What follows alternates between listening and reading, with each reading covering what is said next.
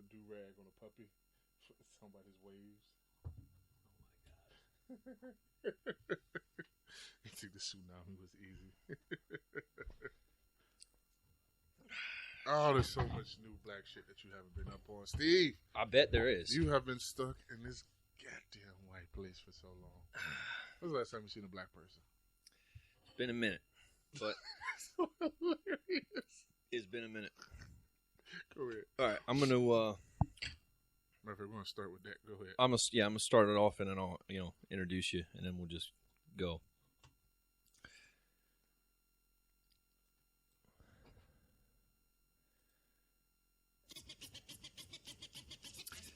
So, welcome to the show. I got a very special guest today, coming straight from the hood.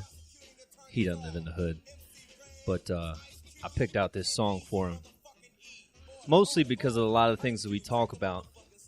But he's known to me. He's my version of Killer Mike. That might get us in trouble, but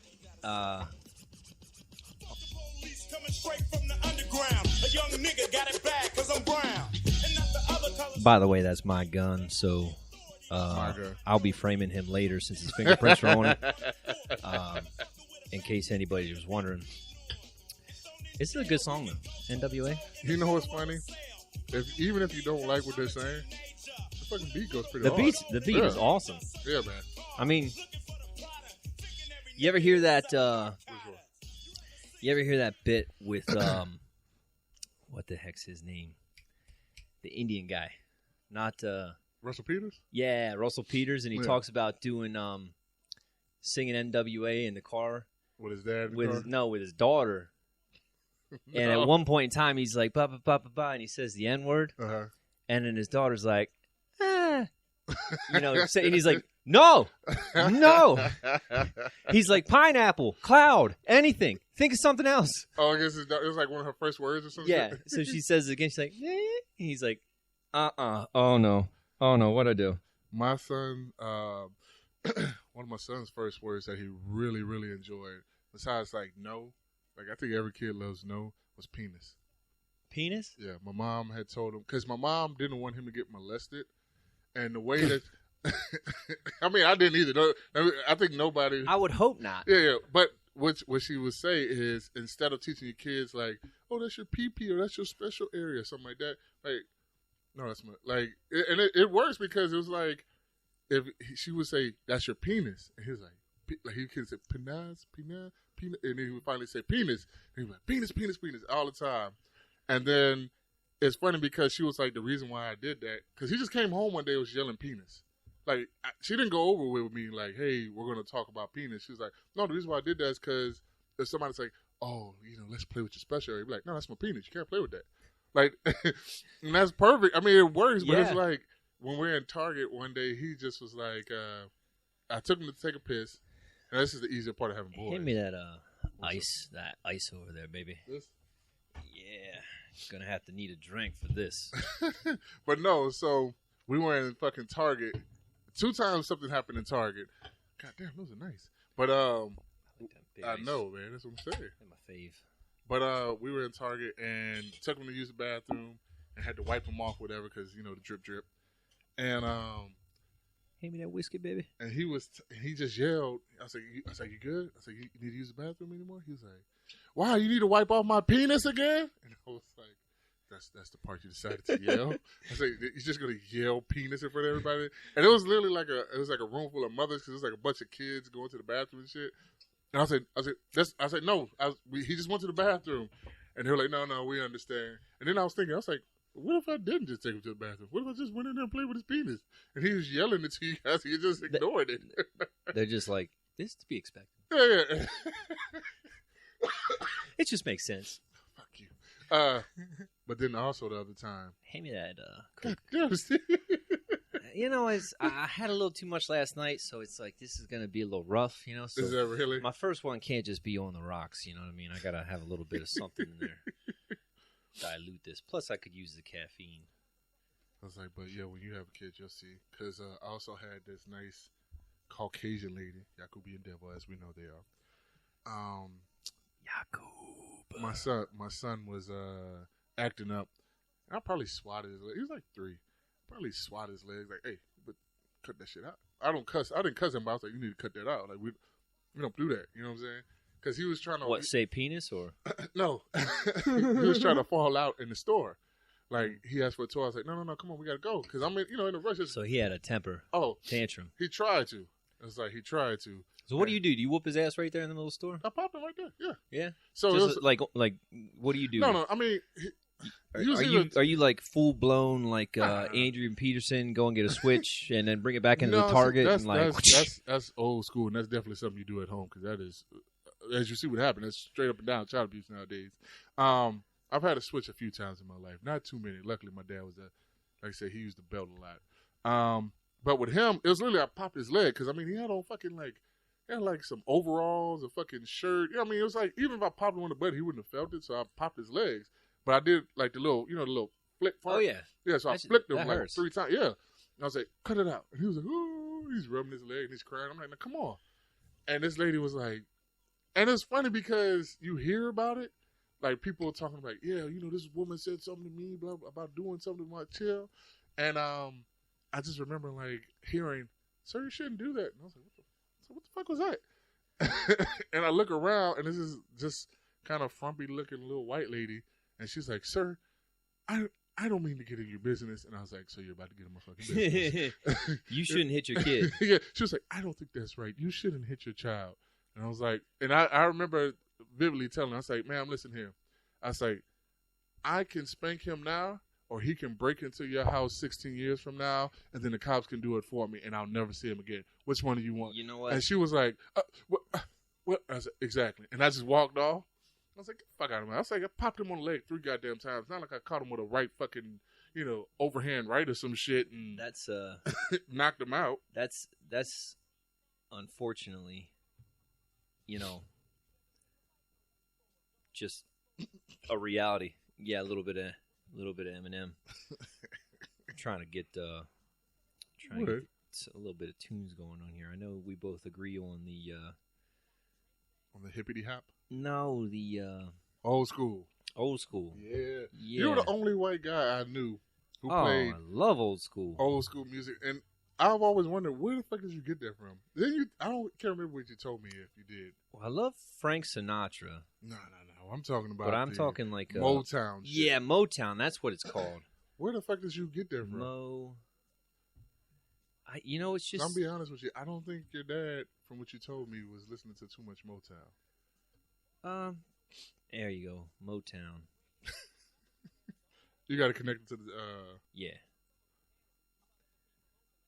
I think there's some commercials on Pandora, but that's all right. Not tons. I can't wait for you to have babies. It coming. Well, also, because you're going to have girls. Oh, shit, you know what? I can't, because this doesn't have a... what? Doesn't have a... The iPhone 7 doesn't have a hookup. Oh, I got it. Yeah. You got Motown radio on there? Come on, baby. Pandora? I got a whole playlist of fucking whatchamacallit. I just got an old school feed, like an old school thing, and I just put shuffle on it. There you go. Let me see. Now mine is a little bit. See, Motown is like 50s, 60s. So I got. Can you hear that? Yeah. Just a little background. Give something to listen to while we talk. Make sure I got it on. Yeah. See. Yeah. And again, I give you credit because I remember when I met you, I was like, okay. I was like, you like comedy? That's cool. Okay. He's cool white guy. He knows black comedy. He knows white comedy. All right, cool. We like comedy. And then one day I think I came in and you used to have that shit playing all the time. So Motown channel. I think the way we need to start this. Oh, probably by introducing how we know each other. We gotta tell this story because it's an epic story. It's not that epic, but it is pretty cool. It is pretty cool. So,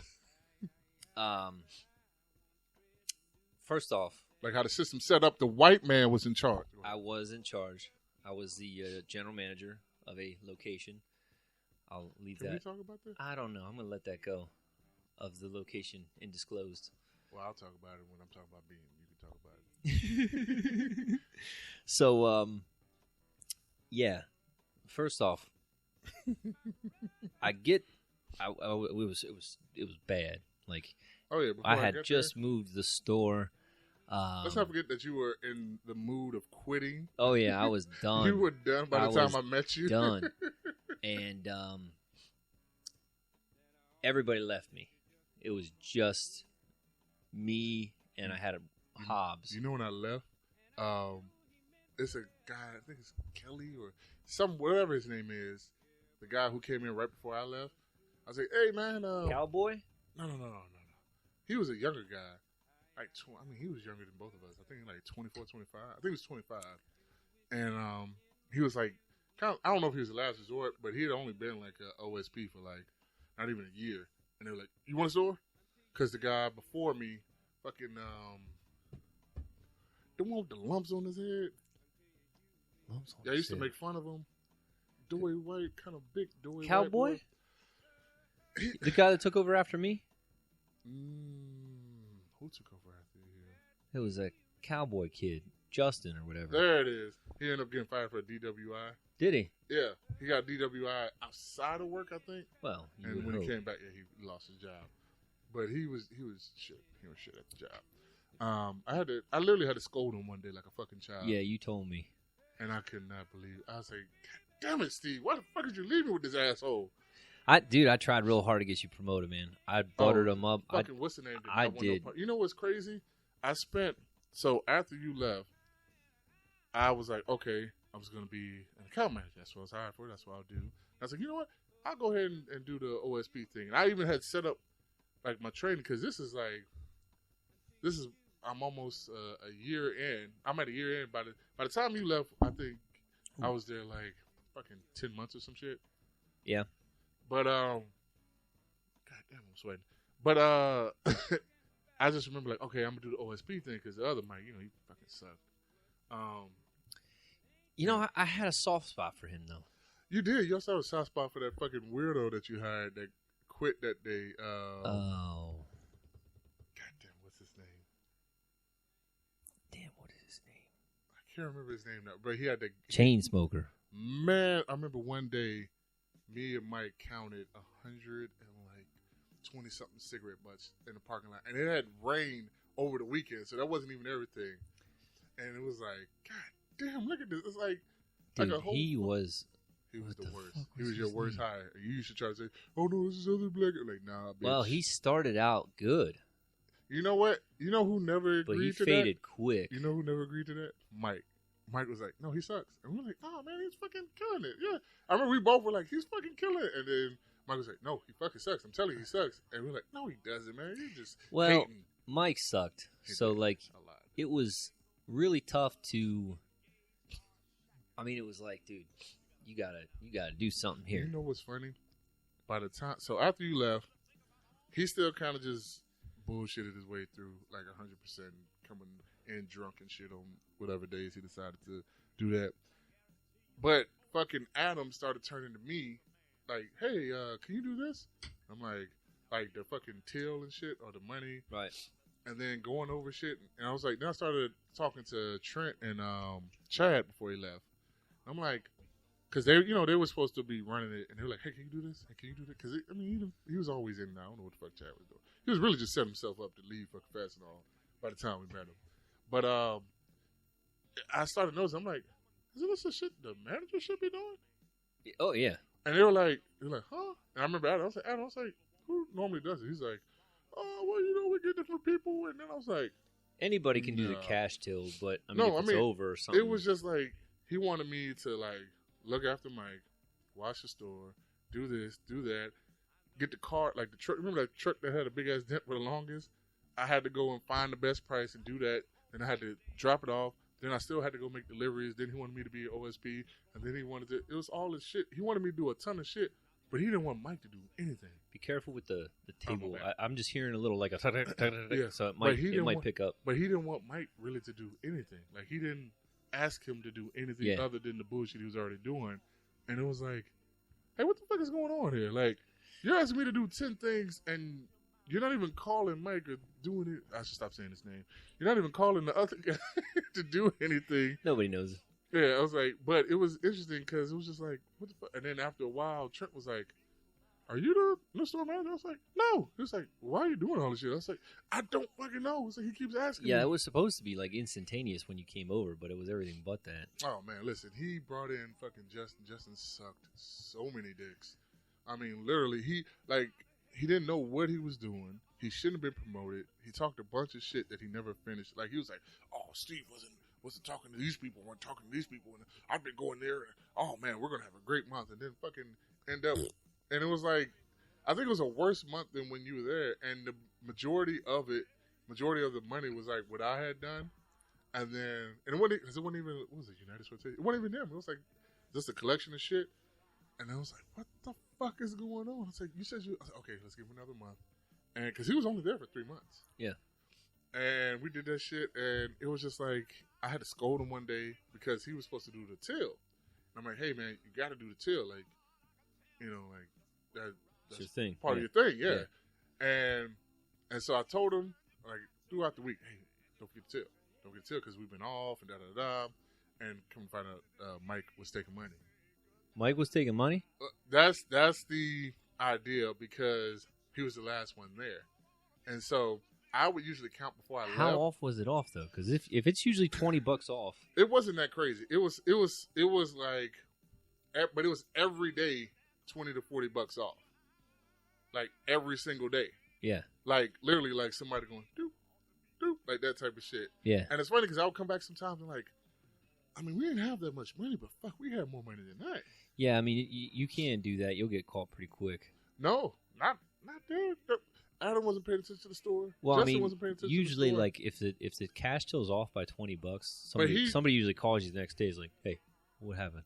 But that's the thing, we weren't up to date on that shit. Well, I mean, you had that new DM. Yeah, absolutely. So it was one of those things where it was like, and after the fact, they were like, yeah, we think Mike was still in, like, because once he finally got fired or quit, as he told you, like, yeah, he quit before he got fired. Well, apparently, like I think you told me, something with they wanted him to go take a pee test. Oh yeah, and he refused. He came in one day, fucking eyes red, talking slur. He's talking shit about everybody usually, but he left like fucking angel, you know, and happy spirits. Came back smelling like liquor, looking like liquor, all that shit. And the new guy, because we told him like, hey man, because I told him, I was like, I mean, I only got like 2 weeks left here. I was like, but watch out for this guy because he can potentially get you in trouble. Like, he's kind of getting worse. And he was like, listen, I don't play that shit. He was like, at the moment I think he's on it, like, just let me know. I'll fucking send his ass out. Yeah, he gone. And lo and behold, he stayed true to his word before, I think, right after I left, which was like 3 weeks in. And because, you know, Mike was talking shit about him, talking shit about Adam. Mike, he came in talking heavy shit and not even caring that Adam was in the office and could hear him. And the guy came back in from fucking, running because he was OSP. So he came in and he was like, and Trent was like, hey, man, you need to check him out. And he went over and talked to him. He was like, hey, what's going on, man? He was like, you fucking place suck, blah, blah. You know, all that stupid shit. And he was like, say, hey, Mike, let me talk to you right quick. And he's like, I think you're under the influence and I need you to go take a piss test. And he was like, what? No, I'm not fucking do that, blah, blah, blah. That's fucking, why would you say that, blah, blah. And just walked out. Got in his car. He gone. No, so this is like, they said like 3, 4 o'clock. You know he should shut the store down. So he fucking just got in his car and left. And they were like, oh, well, all right, I guess he quit. I was like, oh, you scared me. I was like, but came in the next morning like nothing ever happened. Really? Came in the exact next morning. They were like, yeah, we're still going to send you out to get that piss test.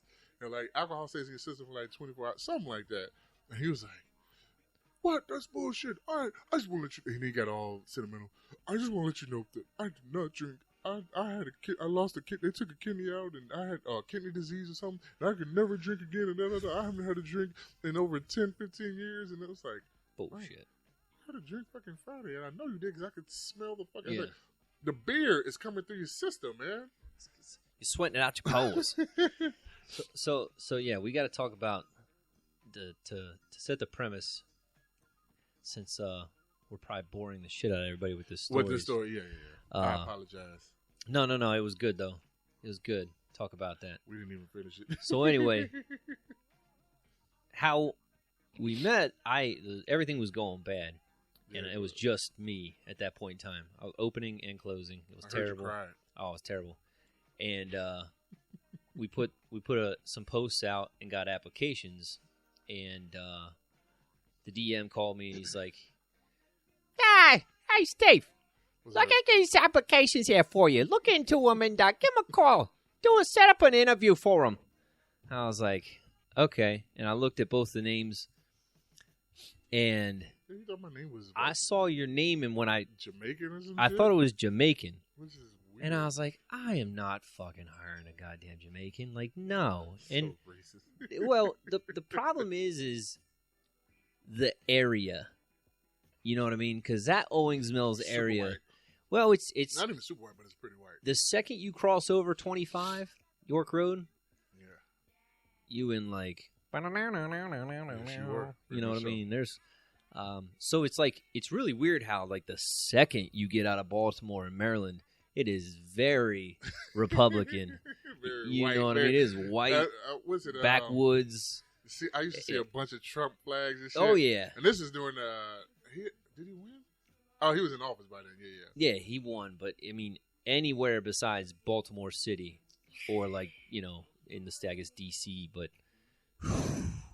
baby, it's Trump country, baby. It's Trump country. So like, I was really nervous about hiring a black person because I had a black guy before, and I had an old school dude come in.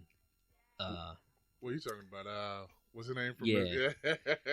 Well, he started out not being that bad towards me, but I heard about the shit that he used to do. So he came in, and he's like,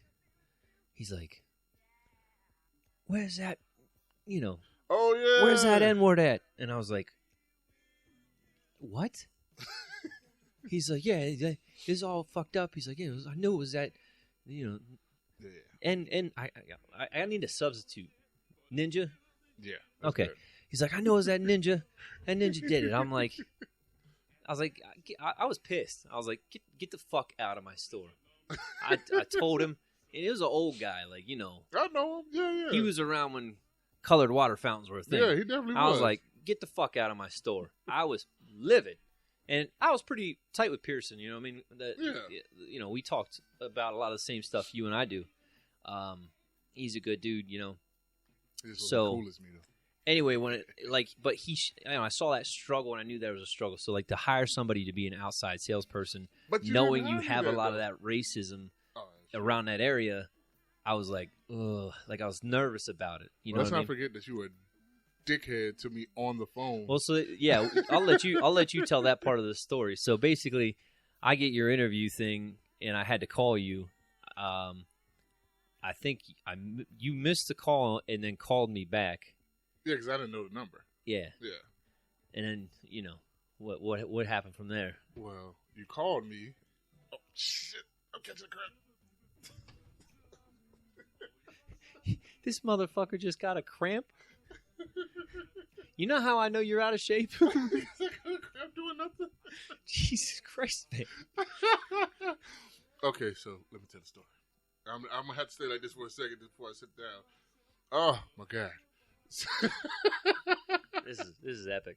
Turn the chair or something. Turn the chair. Oh, I can't. Well, you could turn if I sit down, I'm gonna catch a crab again. Ooh, it's cutting off that little blood flow. But no, can't take this guy anywhere. Can't take him anywhere. Well, here's the problem. So fucking Steve calls me, and he's like, "Yeah, I called you talking about we were talking about position." He's like, "Yeah." It's like, seeing if you want to come in for an interview or something like that. I saw your resume. I'm like, oh, man, I'm being all professional. Can you still see me? Yeah, a little bit. Okay. So he's like, yeah, see if you want to come in for an interview. Just totally like nonchalant. Like, oh, yeah, come fucking in if you want to. And then, so I'm like, I'm already like, is this guy?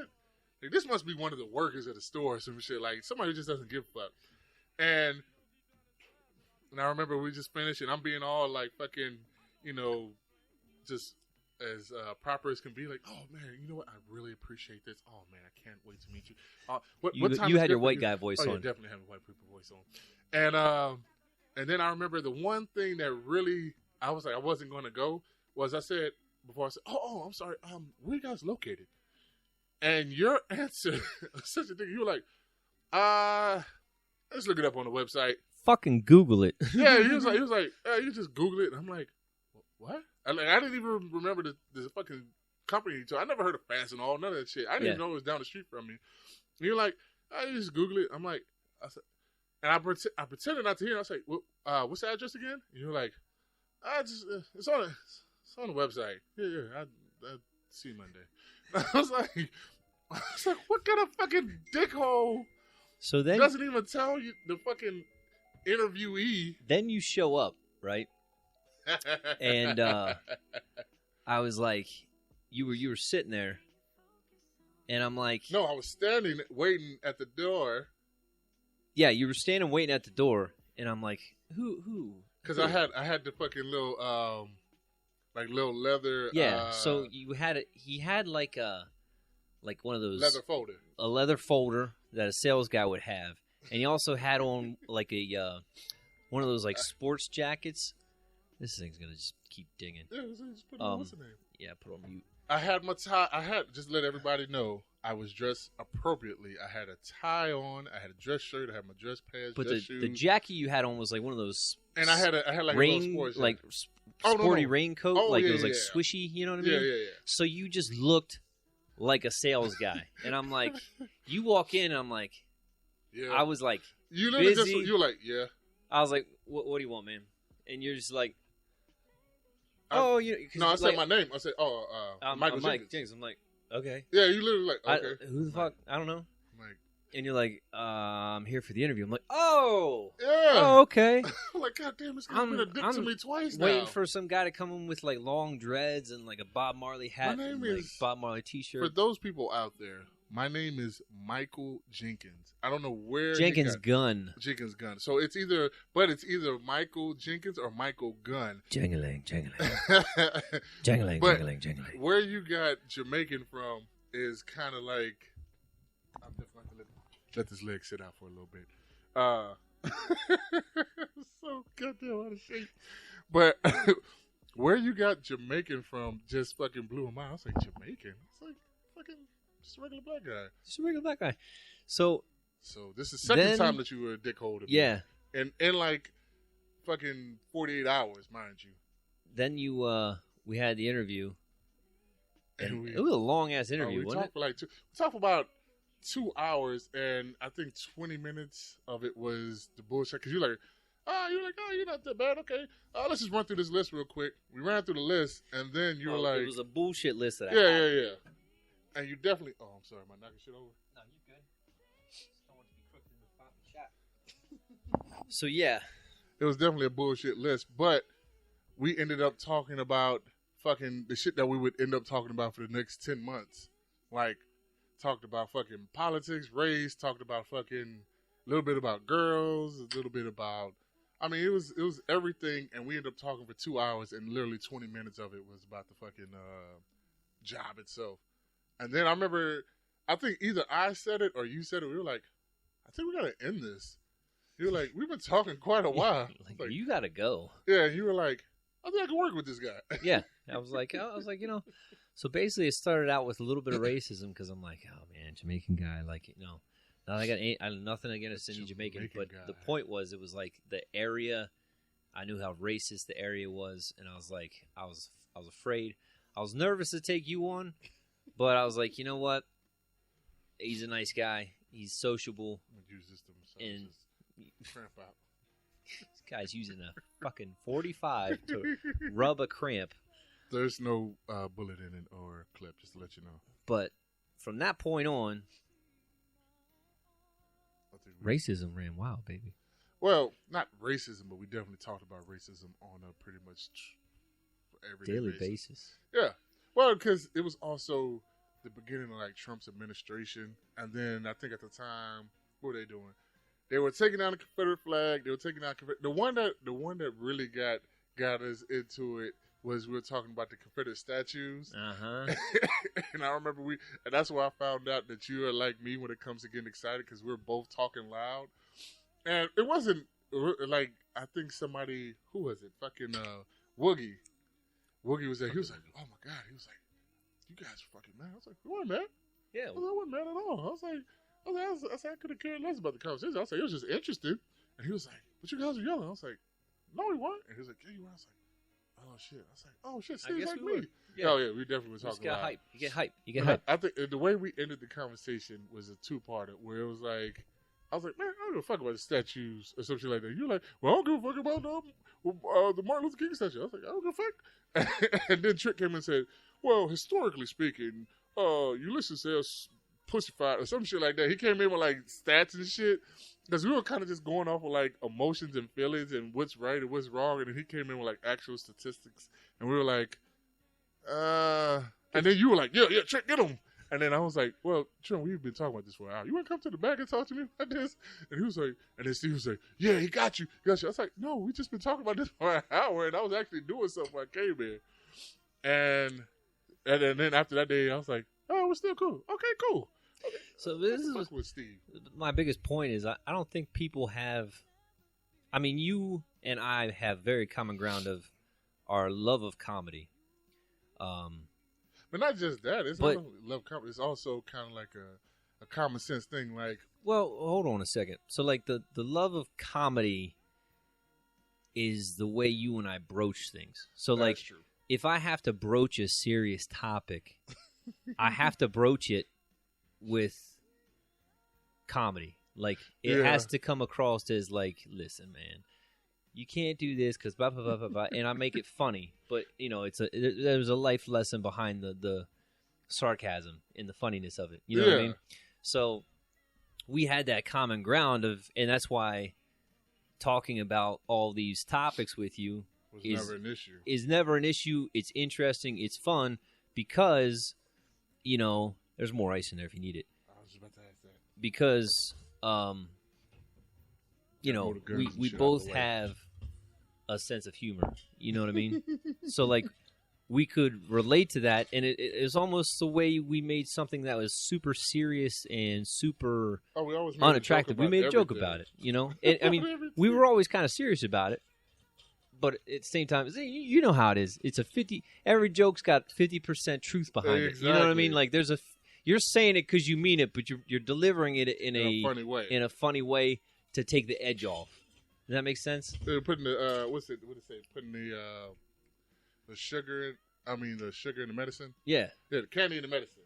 So, but yeah, I mean, we've talked about lots of things. So, like, we talked about the N-word repeatedly. He loves the N-word conversation. Well, see, you kind of like gave me an N-word card. I didn't know. You just wanted to talk about it when I got in there. And, well, once you realized I wasn't going to get offended by the conversation or things of that nature, you were like, okay, this is what we're going to do a lot of times. So from a black guy, what is it about the N-word? I mean, so here's the thing. Maybe I'm not what you want to do is ask an older black guy. See, I'm one of the probably 2 generations removed from the true effect of the N-word. So here's my point. And I know exactly what you're saying. So, like, there's a breach in black people. Dude, my wife gets cracked up anytime I get around black people because I get pumped, I get excited. I'm like, oh, let me talk to him. Hey, man, come over here. I want to talk to you. And how you doing? Like, you know, I'm super over the top nice to him. Which happens. I want to know 1 in 100 people out of here. Well, you know what I mean. I'm just like, tell me your story. You know what I mean? Let's talk about racism. Yes. You know, I want to talk about it because I don't think enough people talk about this. Well, a lot of people are scared. Well, people are scared, but they just don't want to have a candid conversation about it. You know, there's things that happen that you got to either just make light of it because I think people are just too serious these days. I mean, you got all these hardcore, you know, I would probably affiliate most with a libertarian. But see, you got, you know, Republicans are like, oh, freedom of speech. I can say what I want. And then Democrats on the other side who are like getting people kicked off of social media because they're like, oh, you're not sensitive enough. And it's like, All right. You know what I mean? You're being too sensitive. Well, see, that I think also like this kind of, and we're going to get off topic a lot. I know this, like the Me Too movement, right? So, and well, it's funny. Hold on, don't get off the Me Too movement. Well, no. So what you're talking about? So, the problem is like everybody wants freedom of speech until they get offended, right? Yeah. But see, here's my thing. So to stay with my point before we keep moving on, because we're gonna flip-flop all over the place here, is if you get a black guy, who's, let's just say, and I think this is true for males in general, because you see it with white guys too. What was that? If you get like, let's just say 28 or younger, they're full of like the testosterone and all you know, white guys like, oh, I hate black people, and then the black guys like, oh, you cracker ass, I hate you. You know what I mean? It's like both. But then if you go the other spectrum of it, like say a black guy who's over 50, he's wiser, but he's dealt with like the real shit. Yeah, like so that's what we talked about the other day. At the same time, you have two types of those black guys, older black guys. You have the older black guy who sees all the change and is like, we come a long way. But I still remember goddamn honking told I remember being in the back of the bus. Yeah. But we've come a long way. And then you have the other one who's like, super militant kind of like, I didn't get enough yet. Yeah. Well, where's my OJ check? That's a Chris Rock bit. I was going to say reparations, but yeah, OJ. Where's our OJ money? But you know what? And it's funny because, especially, and I can tell you right now, I went to, so this is how it happened, like all the way up until high school, like the second half of 8th grade, I was around nothing but black, Mexican, and literally like a sprinkle white. Like if you took a bit of salt and you had black pepper everywhere, like black pepper and fucking brown sugar, is what I call the Mexicans. And you just sprinkled some salt over just one of the salt bathed things. Yeah. We did that one time. That was how all my schooling went until I got to high school and we moved to the suburbs. And it wasn't even like the area that I was in was horrible, but it was black and Mexican. So all the white people used to assimilate to either being Mexican or acting black. Yeah. Because that's the way they would not get fucked with. And the kids who didn't do that, they got pretty fucked with. Well, that's so like. Oh, hold on. I wasn't done. God damn it. White people always interrupt. Wow, I thought you were done. No, but I was saying, but here's the thing though. So all these kids, like all the black kids and stuff, and even some of the Mexicans too, who really hadn't dealt with too much racism, were always on the lookout for racism. Yeah. Were always like, fucking white people, da da da. And I remember coming up like, it's like Bigfoot. They're trying to find it. But I mean, like not only like trying to find it, but saying that you saw it already. You know what I mean? Like, oh fuck yeah, I saw Bigfoot. He was right over there at the goddamn corner store. Da da da. And because I tell everybody, the first time somebody was actually profiled me or was quote unquote racist to me was actually 6 or 7 years old in a fucking Asian like corner store that was smack dab in the hood. And hurry up and buy. Yeah, but I shit you not. So what happened was, and this is the most disgusting thing ever. You remember how they used to have the big things of like ice? Like they would have a big bucket, like plastic bucket, not bucket, but like barrel with like advertisement on it, and they have the drinks and shit that you could just reach in and get. They stopped doing that a long time ago, but you used to be able to just reach in and get a cold one or whatever. But they would have had ice that plastic lid on it. Yeah, no, this one didn't even have the plastic lid on. Okay, but I mean, but it's what you're talking about with the plastic lid, but it had ice in there, so it's hot. Me and my cousin are young. We're fucking drinking goddamn dirty tap water out the goddamn hole, shit like that. You know what I mean? Yeah. Like a bunch of shit. If you grew up like. You kind of did it. Like, if you grew up outside, you drank a bunch of hose water, didn't give a shit. Pissed on trees and different shit like that. So, we went in. My dad was like, he gave us $1.50, and it was to get 3, like, drinks. And we went in, and me and my cousin both did this. We took a piece of ice, not realizing how fucking dirty that ice was, because people were digging their dirty hands down in the bottom, get the coldest one, and leaving the ice on top. Ugh. We both ate a piece of ice off the top. Oh. Like, but that's what we did. So we came in, got a piece of ice, because it's like 100. I mean, this one I'm in Texas, in Houston. So it's like 100 fucking degrees outside. We're hot. I eat a piece of ice. He eats a piece of ice. We go and get the drinks, and we're coming to the front. How old were you? I was about 6 or 7, and my cousin was either 8 or 9. Okay. So next thing we know, when we get the drinks and we come back, we hear, you still. I'm like, oh shit. Like, we're both looking like, who stole?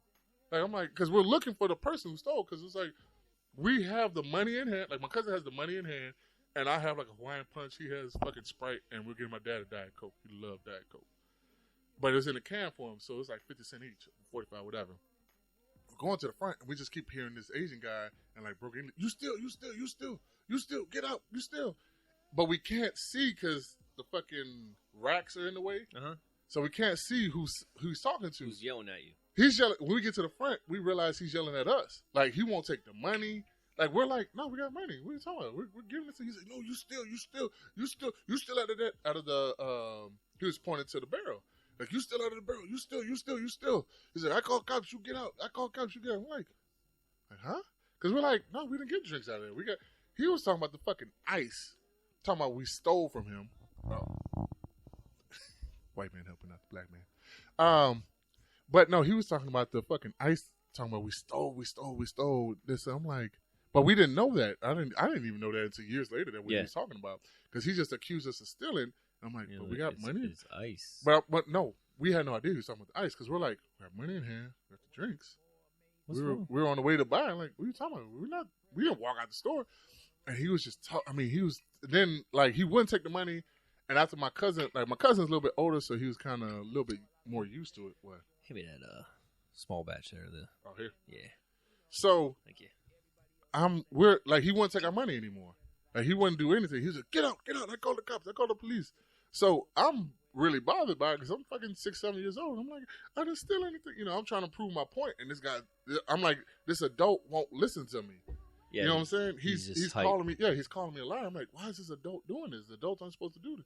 So we go out to my dad. Now, mind you, at this time, my dad's like, basically, he's 6'4", he's like 245. He's in great shape. He's like got slick bald head.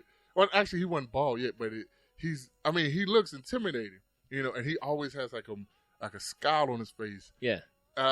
Even when he's happy, he's like, huh? What you say? Yeah, I'm happy. You know, but it's the look on his face is like, he's got resting bitch face. Exactly. For a male. Before it was that, yeah. Resting asshole face. Exactly. That would be. So we fucking go out the car and tell him, and my dad's like, what? Hops out the car, goes inside, and the Asian man probably like 5'6", about $1.20, $1.30, right? So we come in first, and he's like, I said, get out, you still, and he sees my big ass dad, big black dad behind me, and he's like, oh, no. I don't want any problems. I don't want no problems. And my dad, and this is where my dad taught me something. He said, you can cuss somebody out without cussing. And I was like, I never understood that. And so basically what he did was just belittle the man. He was like, these are good kids. Don't you ever say this about them. They don't fucking steal. Or he didn't say so. He was like, they don't goddamn steal. He's like, he tried to give you the goddamn money. Why you take? I mean, he just went off on this guy. And he was letting him know, like, he's like, you know what? He's like, I'm going to have to say, he's like, that was racist. Like, my dad didn't really. He started throwing that word around a lot more as he got older. But at the time, he was like, it's like, why are you doing this to this kid? He's like, that's racist. He's like, you talking about they stealing, da-da-da. Now, if I look at it from the owner's, perspective now, yeah. He was in the middle of the hood. I'm pretty sure there was some little black kids that stole from his store. But that's also like, if it was an all-white store, if it was all-white, there would have been some little white kids who stole some shit here and there throughout time. Maybe you thought you looked like somebody that was in there earlier or something. We've never been there before. Yeah.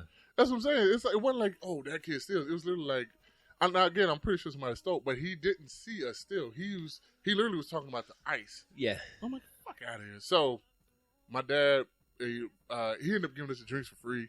He was scared as shit as my dad. And he just, please, don't hit me. And my dad said, hey. He was about to say, I ain't gonna fuck. Like, my dad didn't cuss around me until I was like older. So I ain't gonna goddamn hit you. He was like, what are you talking about? He was like, don't disrespect my kids again, you know. And we walked out, and I was like, and it was funny because I felt like a hype man behind me. Like, yeah. Like, sucker. Yeah, you was big and bad a second ago when my little 7-year-old ass came in here, but big 6'4", 250 come in here. There's a problem there, huh? Oh, you back there? So I remember, and I tell people all the time, I was like, that was my first little instance of like stereotype or racism or whatever. Now I had some straight out ones where when I lived in the suburbs, because like I said, I went from predominantly black to all white, just like we were the minority, and that shit was a fucking mind spin because it was like right here, me and you, right. except 10 more white kids around me and me. Like, it was so many times in school where it was like I was the only black kid in class, to the point my teachers, I had an afro and braids and shit. My teacher used to come over and say, "Oh my God, how do you get your hair this?" And I'm like, "I should fucking 40 years old. Bitch, you'd have seen this before. Get the fuck off my head. Like, what's wrong with you?" And I would be the only black kid any time it had anything to do with black. That's why when you came along and you asked me questions, I'd already been groomed like all of high school and like half of middle school to that's probably me, to fucking like answer questions, because it was like anytime like when anything happened black, it was like, "So Michael, what do you think?" And it's just like a bunch of white faces looking at me. I'm like, you guys realize I'm fucking 13, right? Like, I'm fucking 14. Like, the teacher would say, like, the teacher one time asked me, and she was our cool teacher or whatever, because she was like 28, and she was like, "Michael, I'm 14. Michael, why do black people say the N-word so much?" Because she heard us say this shit in the park. She's like, "Why do they say it so much? Isn't it bad?" And I was like, "Aren't you older than me?" And she was like, "What?" I was like, "You're older than me, right?" He was like, "Yeah." I was like, "You've been around black people, right?" He was like, "Yeah." I was like, "Why didn't you ask them this question?" Like, I kept whispering, and she was like, "I don't know." And then, because I felt like it was one of the few times where I saw an adult starting to break down. Like, yeah. I was like, "Oh shit, she's acting like a fucking 12-year-old right now." Like, listen, it's all flip on the word, blah blah blah, all that bullshit. I was like, "This bitch is dumb." Well, I think it's funny now because there's an N word for white people now. I want to hear it. Racist. Oh, yeah, I told you that though. You call a white person racist? We're like, "I am not, sir. And then I have a black friend." Oh my God, it's always You're my black friend, by the way. But it's funny because I remember when I first encountered that was in high school, where it was like, they were like, I called somebody racist, and I was fucking with them. I was like, "Oh, you racist son of a bitch," and they were like, and it's funny because he instantly went from like laughing to like, no, man, I'm not racist. No. Well, see, here's the thing. The word racism, it went from a thing that you were called, that you used to do that. Like, you'd be like, no, to like, "No, I fucking ain't." You know what I mean? Like, if you, back, I'd say in the early 2000s, if you got called racist, you'd be like, no. Now, people are like angry about it. Oh, you know what I mean? You call somebody racist, it's like, "I'm not fucking racist." The straight white male. Like, now the funny shit, because I listen to a bunch of podcasts. Do you listen to podcasts? Yeah.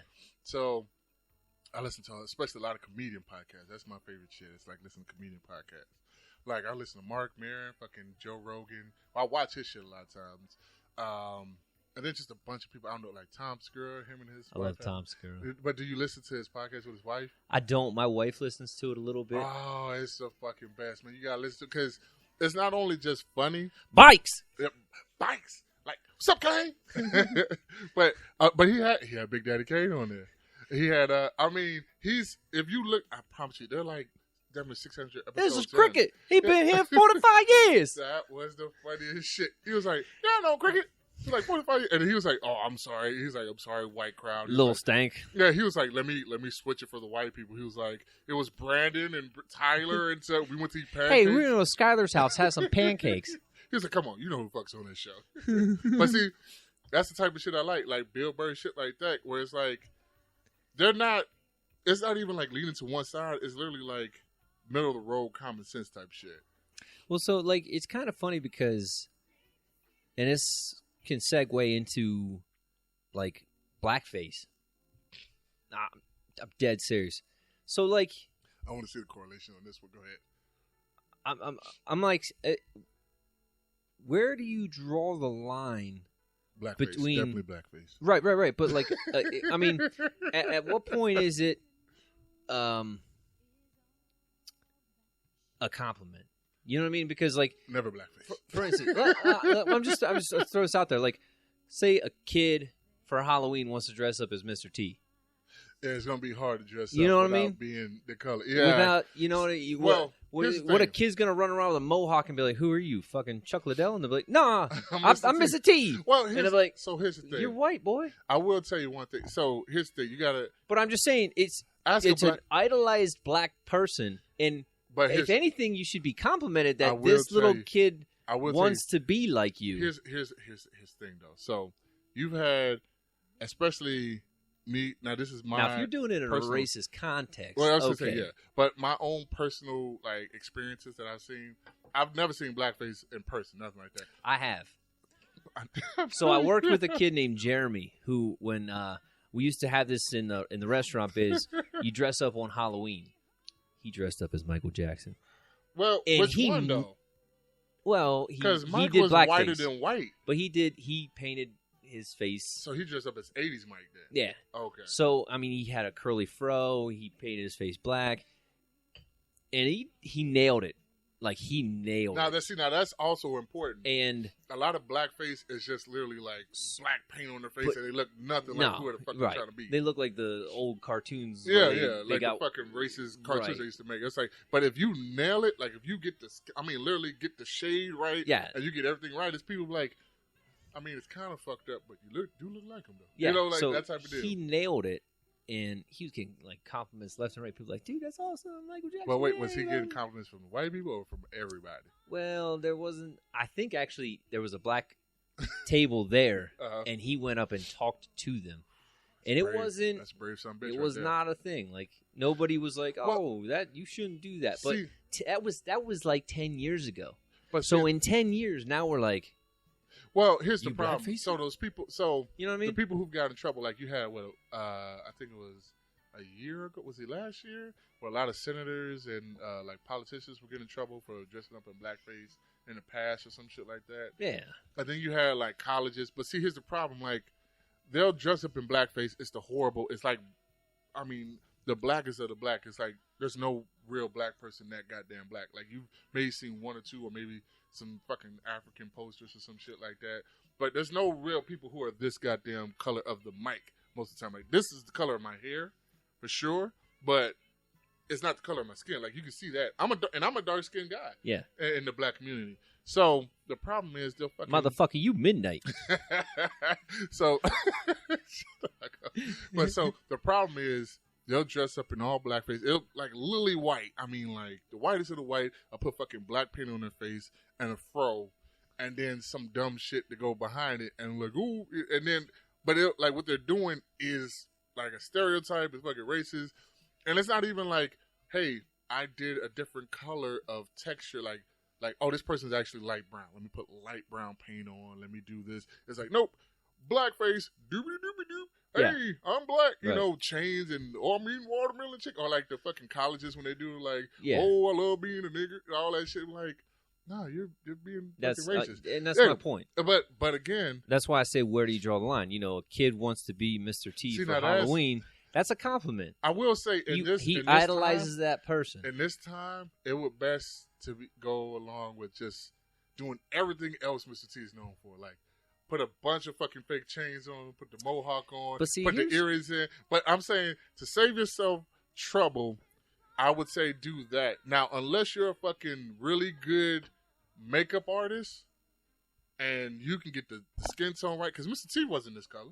Mr. T wasn't fucking black. No, he's black. pretty light. He's a light brown guy. So it's like, unless you're going to literally go through the trouble of getting the color right. Like, I'll tell you right now, if you get the color, like right now, if you dress up as fucking Mr. T, but you get the color right, get the afro right, you get everything right, I'm going to kind of be like, well, Steve, I kind of know he's kind of racist.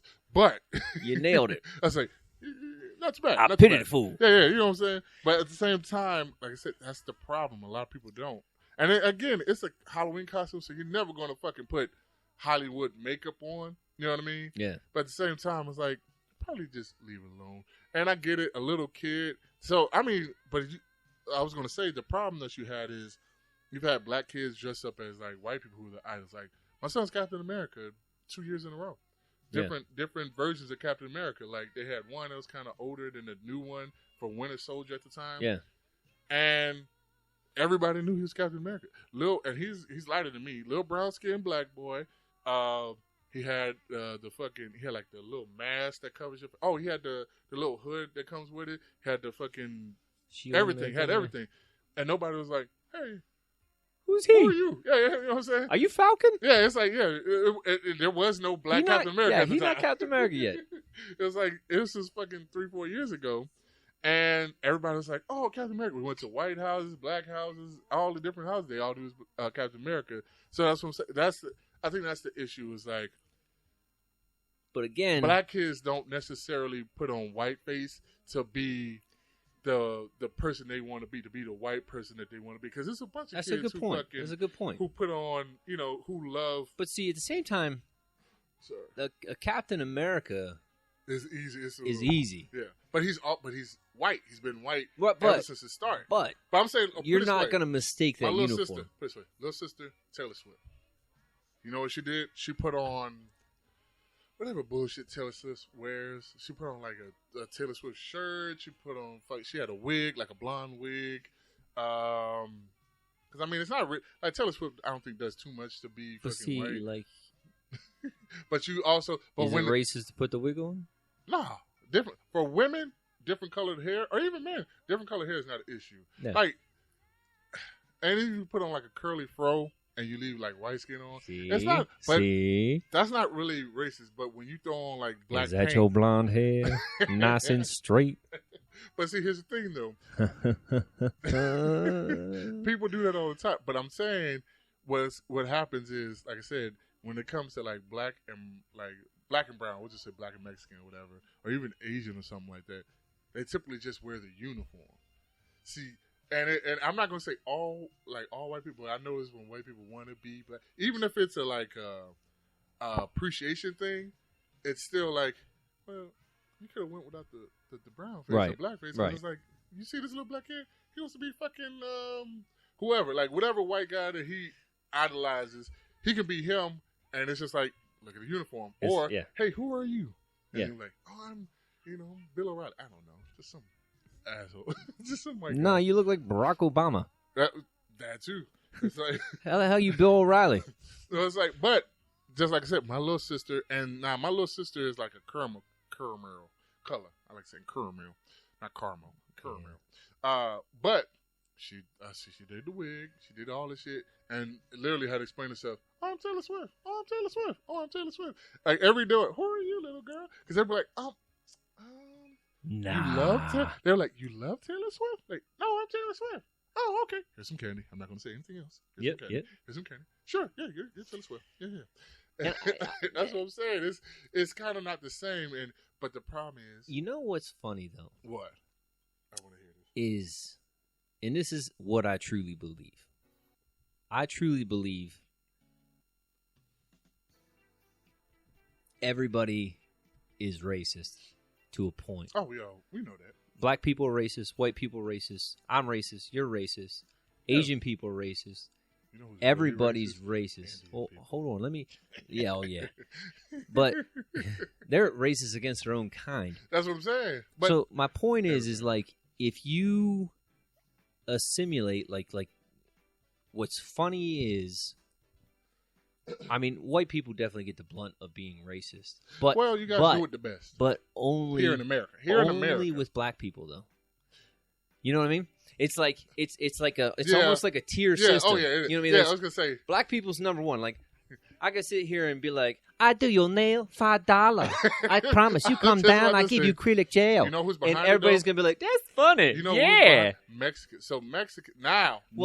Mexicans climbing. They're climbing. But black people are at the top like, nah. Yeah. We still in line. Well, you know who so it used to be black and then like Mexican and then everybody else, right?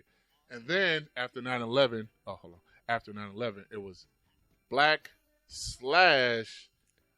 anybody who looks Middle Eastern, anything with and it's funny because they were like the dot on the hip, like that's a totally different thing. Than but the thing is if you want to see a black guy and a white guy unify, put them side by side in an airport and have a Middle Eastern guy walk by and be like, my dad and them. You see that motherfucker? My dad and them. Like, damn straight, we gotta stop that motherfucker. My dad was like, fuck it. I shouldn't say my dad. People I knew. People I knew personally.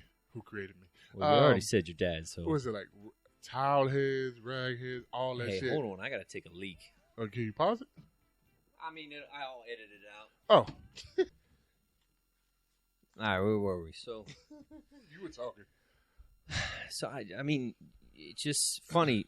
So, a story of this that actually happened to me is when I lived in State College and you had to ride the bus. So, I lived in this apartment building that was predominantly Asians and Indians. It was a cheap place, pretty hole in the wall. Like, yeah, they don't give a shit. And, man, they rode the bus.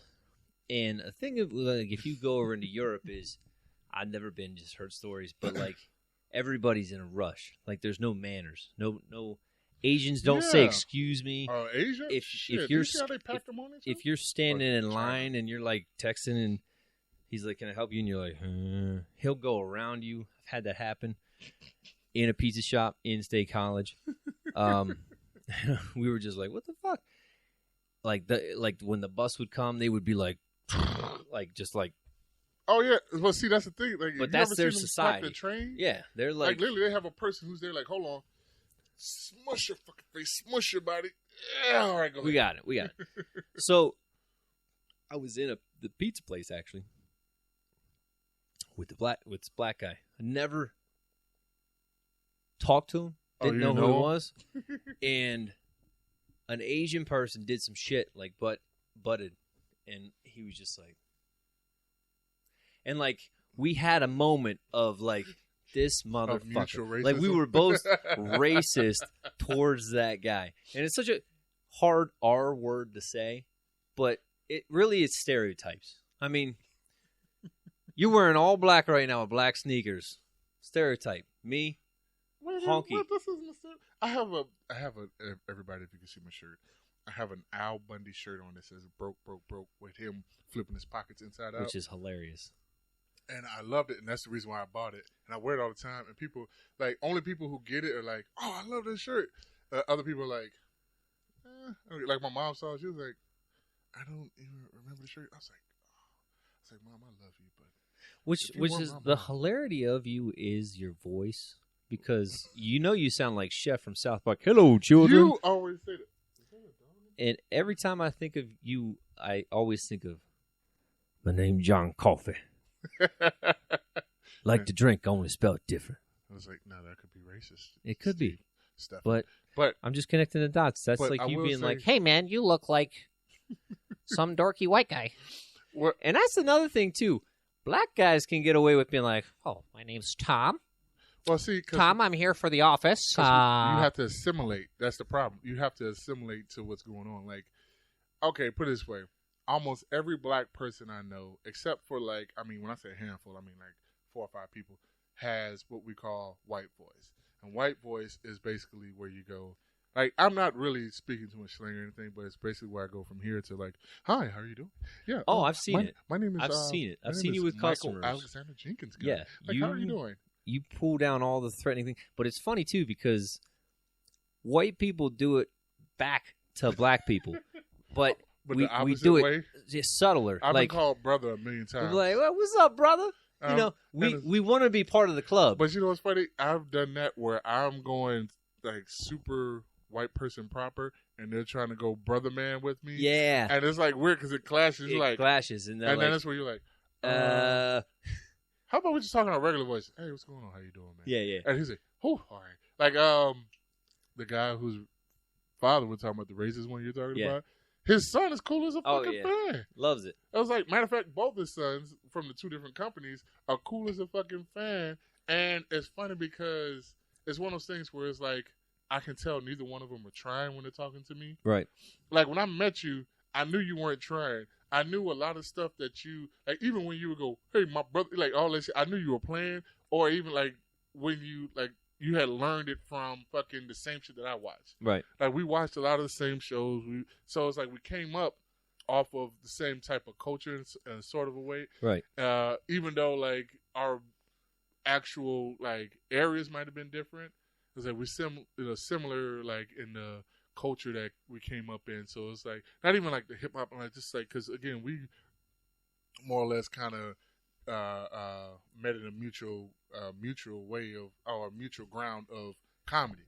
Like that's our biggest thing. But I used to watch Comedy Central, Showtime, all that shit. So I would have to watch a shitload of white comedians, and then I would see like 1 or 2 black people, and I'm like, oh, they're fucking funny. But I also thought the white people were funny. So it's like, so what's funny about that is what brought me into comedy was Eddie Murphy.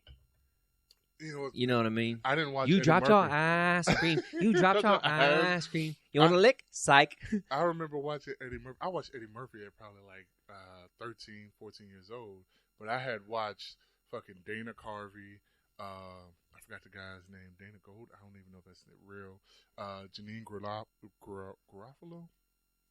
Never heard the name. Yeah, she's like a kind of liberal lesbianist white. She's old school. Sarah Silverman. Sarah Silverman, I don't think that's funny. But no. But I'm saying, like, in that vein, I've watched 100 different white comedians, and then I would also watch fucking Def Comedy Jam. I would watch like Raw. I would watch like I never even watched Bill Cosby until I was like fucking 21, and I was like, he's all right. I love Bill Cosby. See, a lot of people love Bill Cosby, and I'm like, I listen to him, and I like, and once I got into stories as I got older, I was like, oh, he's kind of funny. But then, but by that time, I had got that. By the time I was like 20, 21, we knew Bill Cosby to be an asshole. Yeah. No, not a rapist, an asshole. Because Bill Cosby like, yeah, black people need to pull up their pants, fucking, like he would go harder on us than like a conservative white person would. And that's what Eddie Murphy talks about in his comedy. But yeah. I think part of that is because he knows the stereotype. Well, he's from an old, era old school of like, being he was like, born in, what, the 40s? But if you look at like the 70s era, even post that, well, like black people didn't really come up with their own style, if you will, besides afros until like the 80s. But you know what I mean? Once you got into gangster rap, things changed a lot. I hate to tell you this, my good kind white Yakubian devil brother. By the way, how many times do you think people like Yakubian? If somebody's Googled it by now. If anybody's interested, it's the Yakubian Devils from the Caucasus Mountain by Dr. Yakub. That's why it's called Yakubian Devils. The Caucasus Mountains in Caucasia, or it's Caucasic, what I used to like to say. It's 100% Caucasity in here. That's when there's too many Caucasian people in one room. But I was going to say, I hate to take this. Put it this way. This is the biggest issue that a lot of black people have with white America in general, is they love the culture, but maybe not. It always hasn't been love for the person. So what I mean by that is like jazz, blues, rock and roll. I know, calm down. Hip hop, R&B, disco, shit like that. Right. Like they've always loved like the music, the styles. Always thought the afros are like, oh, that's funky, that's kind of cool. You know, the clothes, things of that nature, the jive or the slang, whatever. It's like I remember when Bling Bling. I'll never forget. I saw on MTV.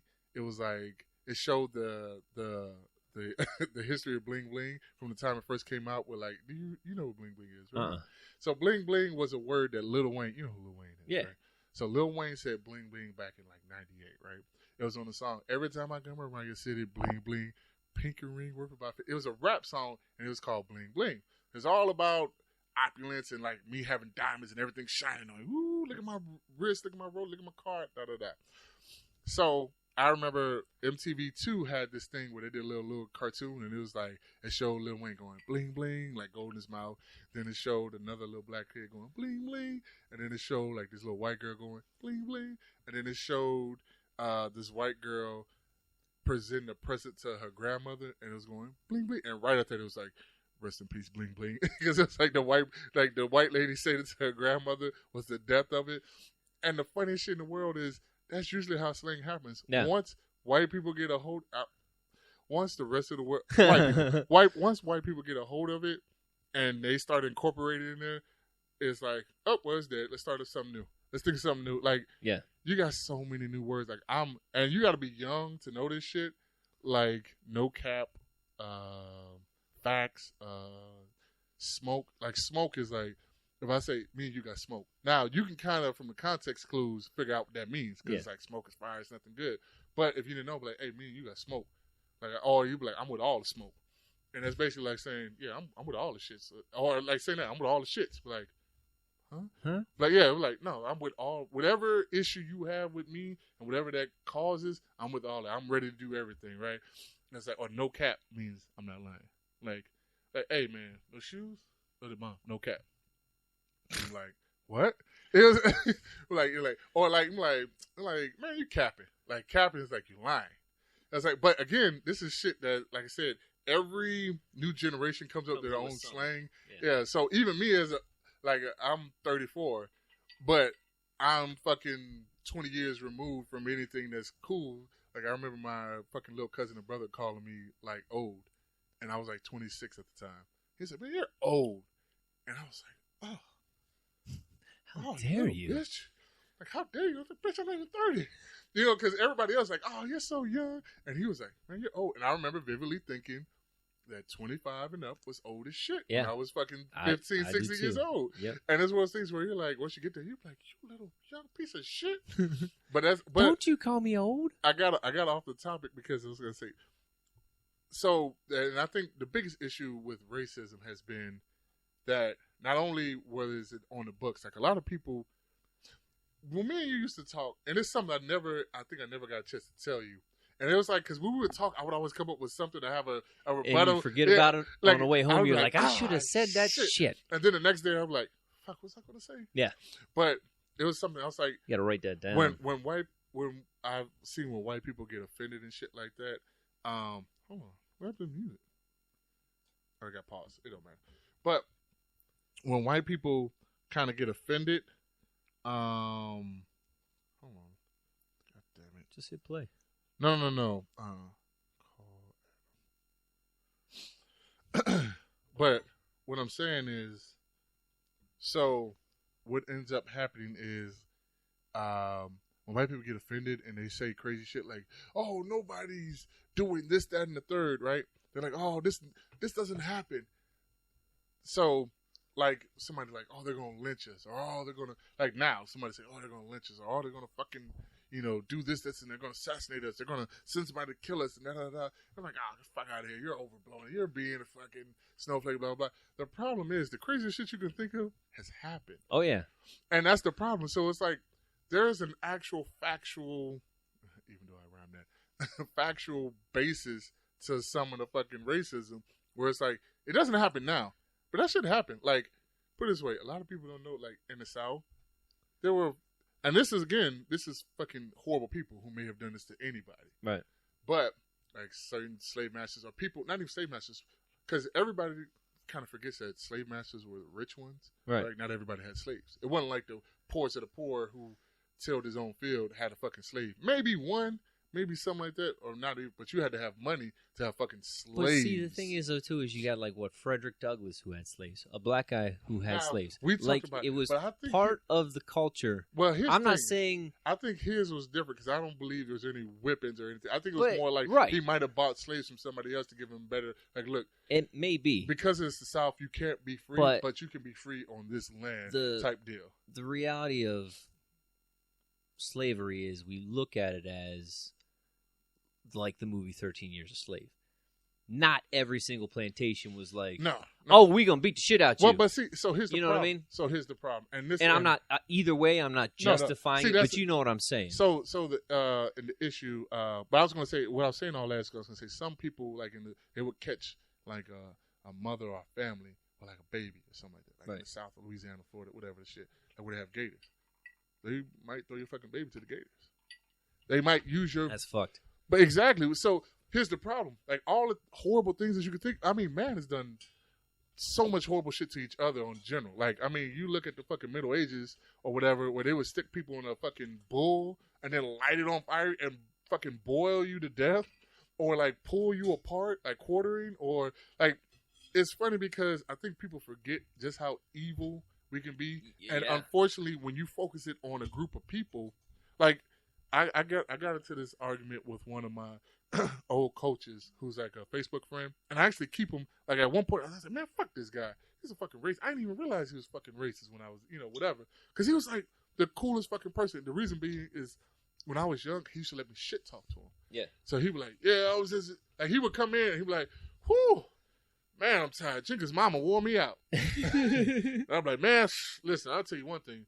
My balls got locked out because your wife was going hard on him. And he wasn't married at the time, but I was like, your girl was going hard on him, man. Oh, but I could talk to him as like a fucking 14, 15-year-old like that. And I was like, this is the coolest fucking guy I've ever met. Right.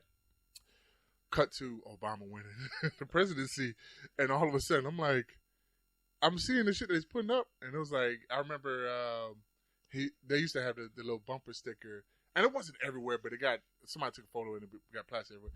It was like, don't renege in 2012. That's awful. Yeah. That's and it's awful. like, and it was RENIGG instead of like how you actually spell it. And I was like, well, that's fucking racist. I was super pro Obama. A lot of people were. Yeah, I mean, he had a good talk and he had a good swagger to him. You know what's funny? Obama, if you look at it, so besides the liberal things he did, when it came to like fucking war and shit, he was just smart and strategic about it. But he was just as ruthless as fucking Bush. But he just did drone strikes. He was like, oh, we're not gonna send this many people over there. Yeah, we're just gonna blow everybody up in that fucking area with this goddamn death robot. And it's funny because he did the most drone strikes out of anybody ever. I mean, Bush had the capability to do it, especially the second term. But he was like, let's send people there. But everybody forgets he did a lot of like put it this way, the things that conservatives were mad about, he actually did a lot of it. Like, and not a whole lot. I'm not going to sit here and say, but he did enough to where it was like, well, if you guys look at it, if you just take away the black skin and everything you hate about Obamacare, it's like if you look over here, he's kind of on board with you guys. Like, even though he says he's not, like you look at him like, because it was a lot of fucking liberals like, hey Obama. We thought you were going to be blacker than this. Well, not even blacker. It's like, we thought you were a Democrat, like liberal. Like, that shit you're doing over there? That's kind of fucked up. Yeah. And but I mean, again. Well, that comes down to politics. Yeah, I was going to say, that's politics. That's fucking. It's like Robin Williams has a bit, man. All politicians should be like NASCAR drivers. They have to come out with a suit with the patches as to who's sponsoring them. Because that's where their agenda is going to come from no matter what the fuck they say. But I want to go back on to the topic of... Hold on, I want to show my wife I'm holding guns. Go ahead. Oh, my God. That's going to get kicked off right there. I want to go back to the topic of, like, slavery and, for instance, Confederate statues. And he's the guy holding the guns. Don't shoot my ass. Sorry. There's no clipping them, no bullets. Just want to let everybody know. Yeah, it's clean. So, I mean, a thing that sort of... I always go... I always flip... about the clip? I wanted to know, and I think we never really got into this because we kind of got into, like, I won't say a pissing match, but we kind of just went back and forth. What was so, I guess, enraging about Confederate statues being put up? Because here's the thing. They weren't put up they weren't around for 100 years. They were only up from like the civil rights time as kind of like a fuck you to the civil rights movement. It wasn't like it was up in 1900 and they just went on. It's like, no, it's like, we're going to put these statues up now. Not really, because I mean, a lot of Confederate, like a lot of that, even the Union ones were done at the same time. Yeah. I mean, that was just when they were up and coming and making the park. But there were some. Gettysburg, prime example. Yeah, exactly. See, now Gettysburg, I told people that's fine. I was like, if you want to have fucking museum, or even in your state, you have a fucking museum of, hey man, you have statues all around. Just like the African American Museum in DC, have a big ass statue of Martin Luther King in the front, right? But you don't see that statue all around. You just see it right there. Yeah. So that's why I'm like, why don't you guys just do that? my point is like, in the biggest thing that drives me nuts about the Civil War is, and this is where my problem comes in, is like, okay, there was like 13 different reasons why the Civil War happened. Slavery was just kind of like the last little tipping point. Well, it was the pushing. A lot of it had to do with the Union wanted a lot more federal control, and the South wanted more state control. Were independent, and then it went on all the way from railway systems. It was basically like state versus federal rights, and yeah. Like, and then, it wasn't taxes in there somewhere? Yeah, like, bunch of stuff. Taxation? Yeah. So it's like, and then they were like, but it was like 13 different things, and slavery was like one of them. I think that was one of the things that it was like, I think slavery was used at the end point because it was like, we're not getting anywhere with this other shit. It's like, well, fuck them. Let's throw slavery in there too, or some shit like that. Kind of like that. It wasn't like, it was like, oh man, we really got to free these slaves. It was more like. Another thing too was the Union needed help, so they were like, you going to fight? Yeah. Freedom? Yeah. All right. We need more soldiers. Here we go. So you know what I mean? Well, Confederacy did that too, where they were like, hey, you want some freedom? We can't promise it's actually going to happen, but you want some freedom? Here's a gun. But my point is like, anything that's taught in the schools is usually wrong. Strictly 100%, you know. It's maybe 30% slavery. You know what I mean? So it's like you're not educating these kids on this whole entire thing. So you have all these millennials who never did any research. They're just like, oh, it's, you know, you wouldn't put a statue of Hitler anywhere. And I agree with that. But let me finish. I got one for you. And that's all. You and Mike got me one day. That kind of got me upset. I don't think I ever told y'all. That's fucked up to think about. I mean, a statue of Hitler being anywhere because he killed millions of Jews. But the point is like there was a lot of other reasons for the Civil War. Yeah. And that's why I think white people defend it so much because it's like, hey, I get it. Yeah. Why is there a statue of a guy who lost? See, that's the other thing. The biggest thing that goes to me is like if you go to Gettysburg and you look around Gettysburg, you see positionings. So they say these guys came up this way and attacked, and this guy was over here and attacked, and this is. You know, Stonewall Jackson, there's a statue of him. He was sitting on this ridge. But that's like a museum area. And that's what I'm saying. Now, if you're going to do some crazy-ass shit where, like, in the middle of your town square in Georgetown, you got some Confederate shit with a goddamn Confederate flag waving, all right, get the fuck out of here. Well, see, and that's my problem. That's what the biggest issue. Like, I remember telling people this, like, kind of, and I don't think we ever got to it, because we had a conversation, like, one day, and then we just, like, went on tonight the next day. Like, we didn't even bring it up ever again, which is odd because we used to bring up everything. But the Confederate flag, the Confederate flag and the Confederate statues that were brought up, some have been around for a while, but there was some that were also put up, like, especially in front of courthouses and shit. Like, what the fuck you got this in front of a courthouse? It was like they were put up in, like, retaliation or, like, a silent protest, or not a silent. Silent without words, but like, hey, just let you know, this guy, fuck you. Yeah. You know what I mean? It's like we want the South the way we want the South, and that coming from the South, you know, it's kind of one of those things where it's like you see it, and when like you said with racism, like slavery, like the worst thing that can happen in history is when you only teach one side. Like I remember you and Mike. Got upset at me one day because I told y'all I had ordered my son some Black History books. And you guys, and Mike started it. And you kind of chimed in. Like I think you just being a dickhole. But it might have been some reality in there. But he was like, yeah, why would you want to teach your son about how bad things were and racism, blah, blah, blah. And I was like, Mike, did you listen to what I said? He was like, no. I said I bought him some Black History books. I was like, it's a worldwide history book. Right. I was like, and he was like, so I was like, Mike, I was like, the book that I have is achievements of Black people throughout history. Yeah. I was like, it has very little to do with slavery. And I bought 2 books about it. And it was like, because one was like volume 1 and then volume 2 or some shit like that. And I remember telling you, and you guys calmed down once I said that. But initially, it was just weird because I was like, because Mike was like, come on, why would you teach him that, blah, blah, blah. I was like, well, first of all, it's history. Like, second, I was like, I can't help but history. I was like, but I'm not stupid. I was like, I was taught that there were people like Mansa Musa, who is the richest man in the world ever, supposedly. Like he would basically been like if the currency of his time was like gold, jewels, diamonds, whatever fucking their cash was, whatever. He would have been like, 100 billion or maybe $1 trillion, some shit, some crazy shit. Like he was just the richest man, period. Like people came to him, loans, everything. He was the man, Mansa Musa. It was like, but I also learned about like you learned about, like, put it this way, the biggest issue that I think there is that that's not taught in school. Like, what's taught in school is the more docile black people. Like, you learn about Frederick Douglass because he was a slave. I mean, you learn about Martin Luther King. And here's the thing. Typically, you learn about American history. But see, here's the problem. And I'm not saying that's right because there's a lot of history that we miss. Like Christopher Columbus, prime example. Great guy, found it.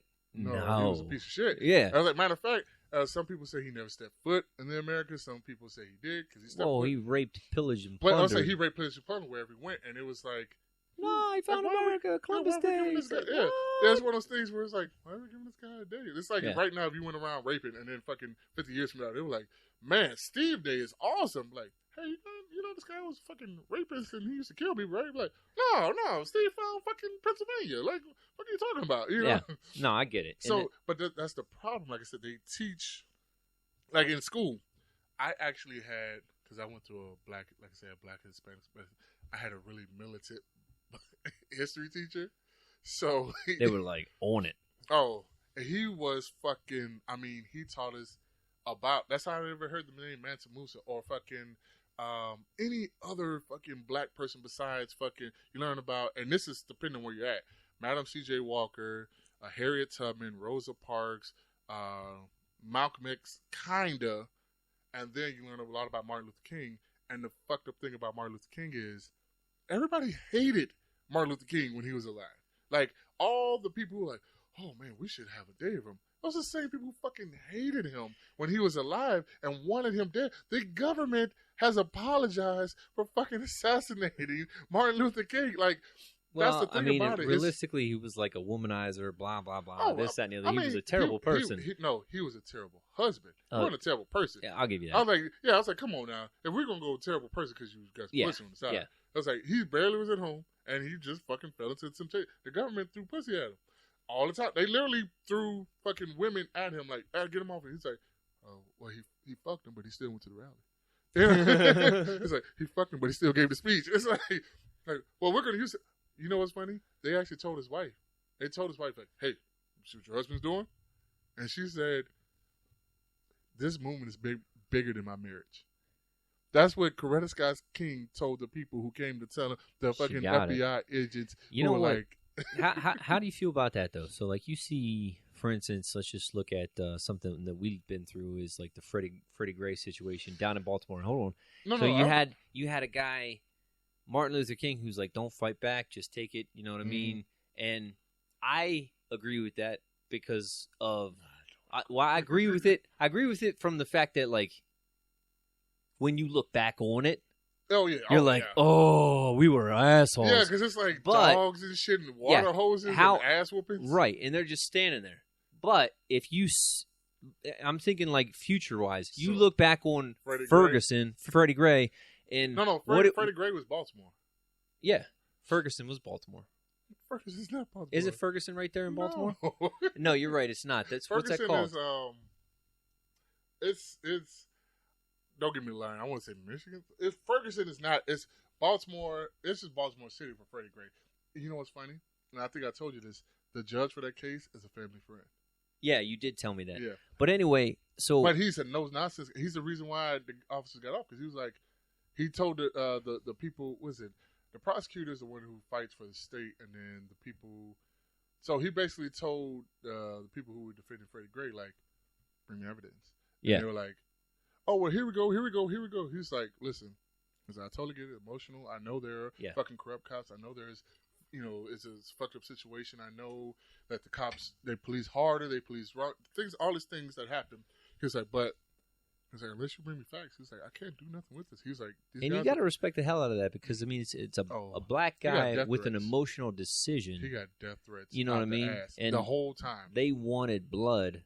And he was like, he got death threats from black people. Something. Oh, I bet. Oh, yeah. But, my point is history books from now, 20 years moving forward, look back at, like, the Freddie Gray situation.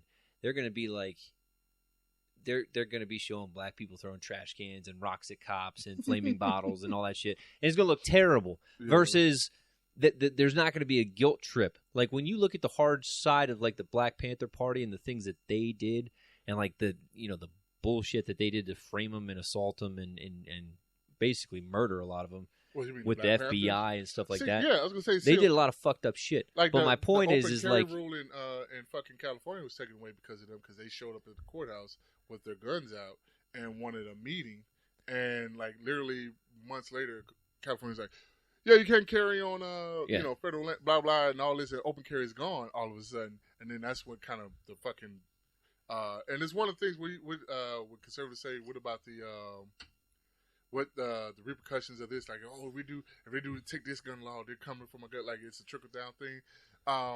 And well, they come for the AR-15. They're coming for them all. Yeah, exactly. So, which I don't know, but I will say that was one of those things where it was like, oh, you guys know your laws.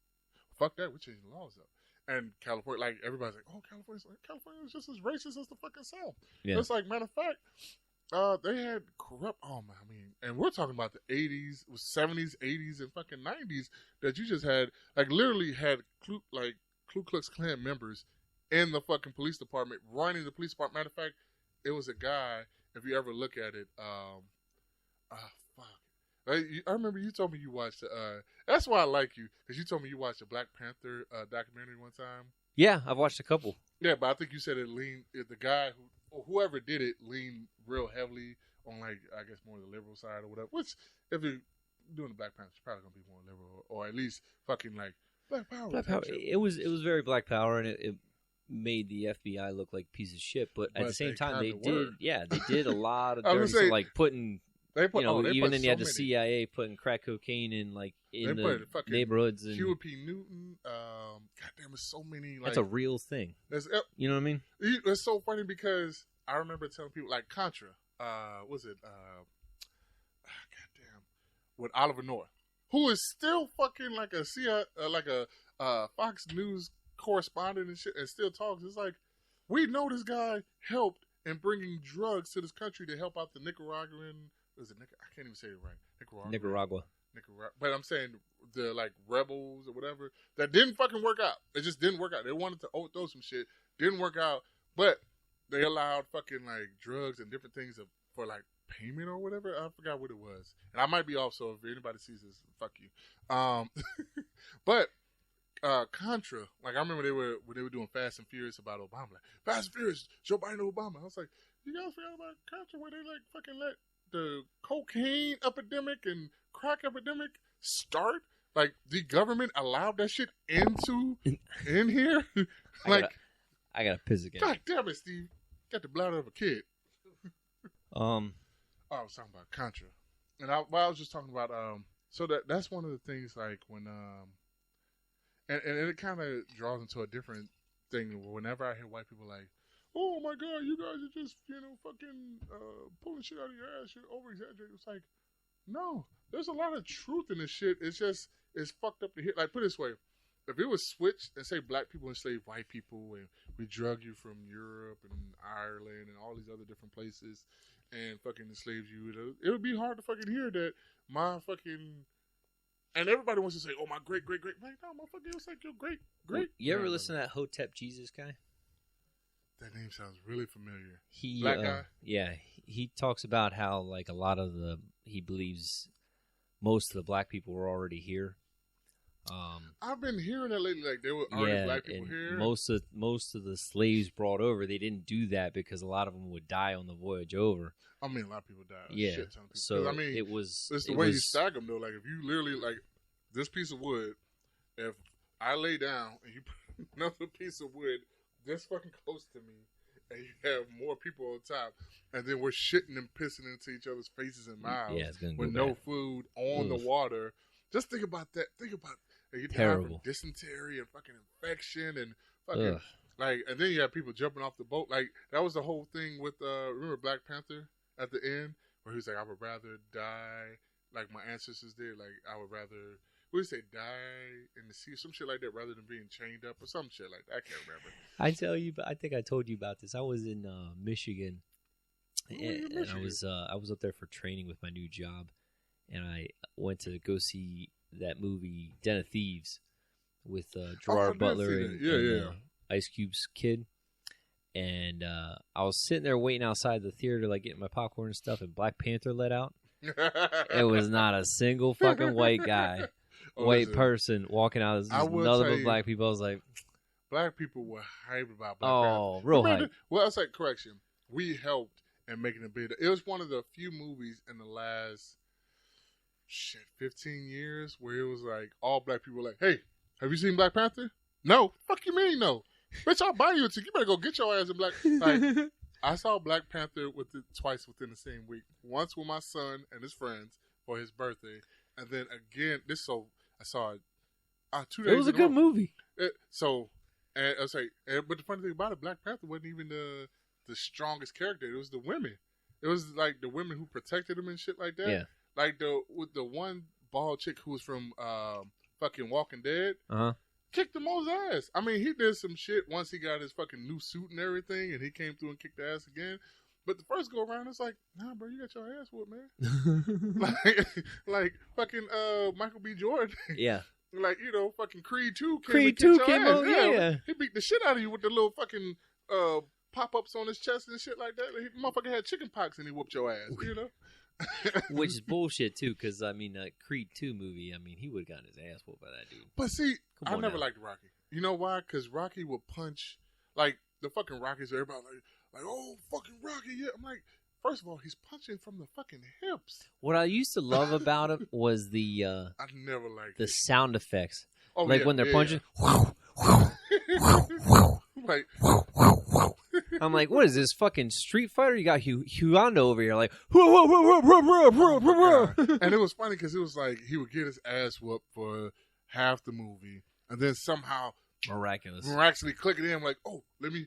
But it was never like, oh, let me work on my head movement. Let me, it was like just like the Philly shoulder. Hey, yeah, it was like, oh, your fist tied to punch in my face.